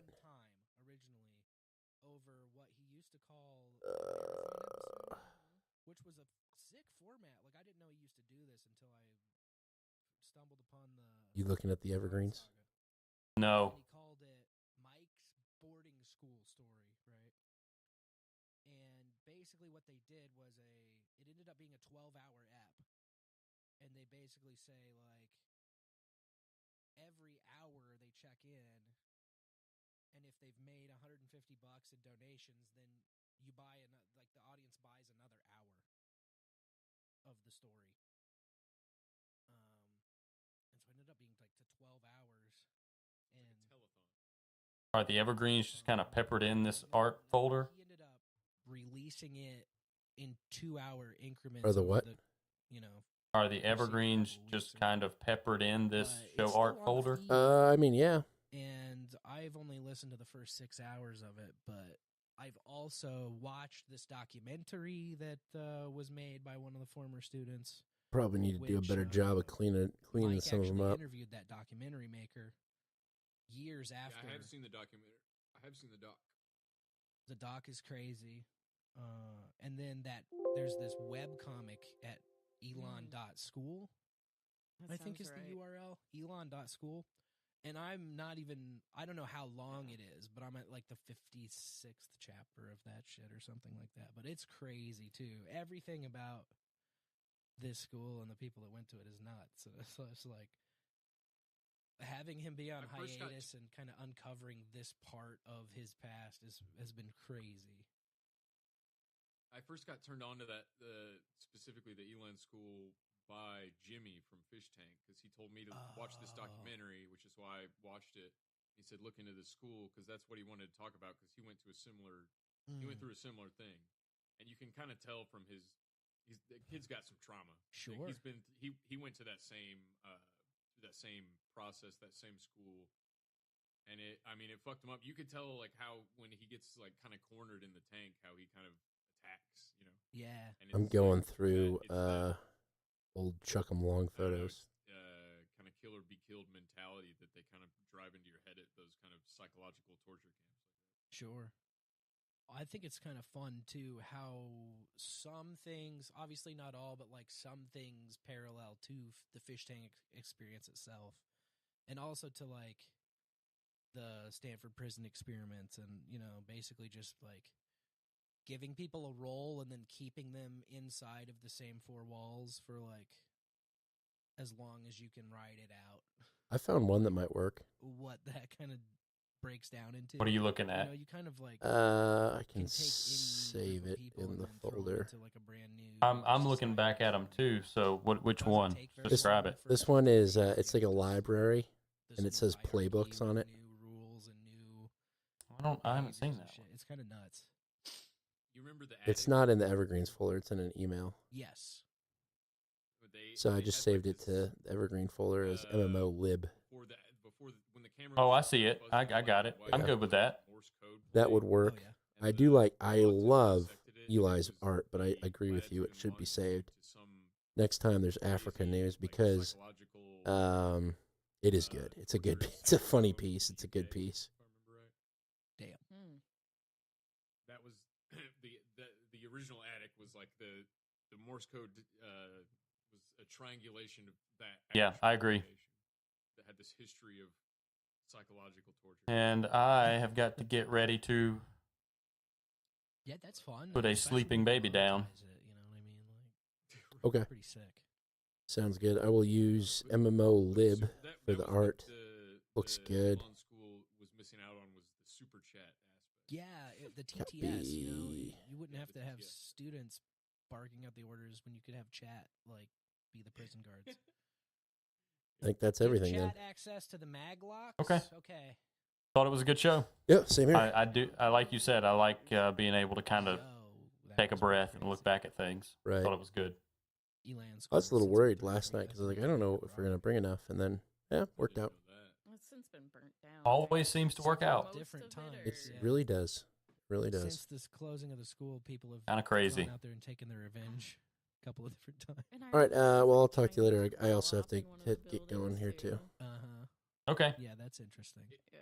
If that doc's out for free. All right. See everybody. Have a good night. Yeah, you as well. Talk to you. See you, everybody.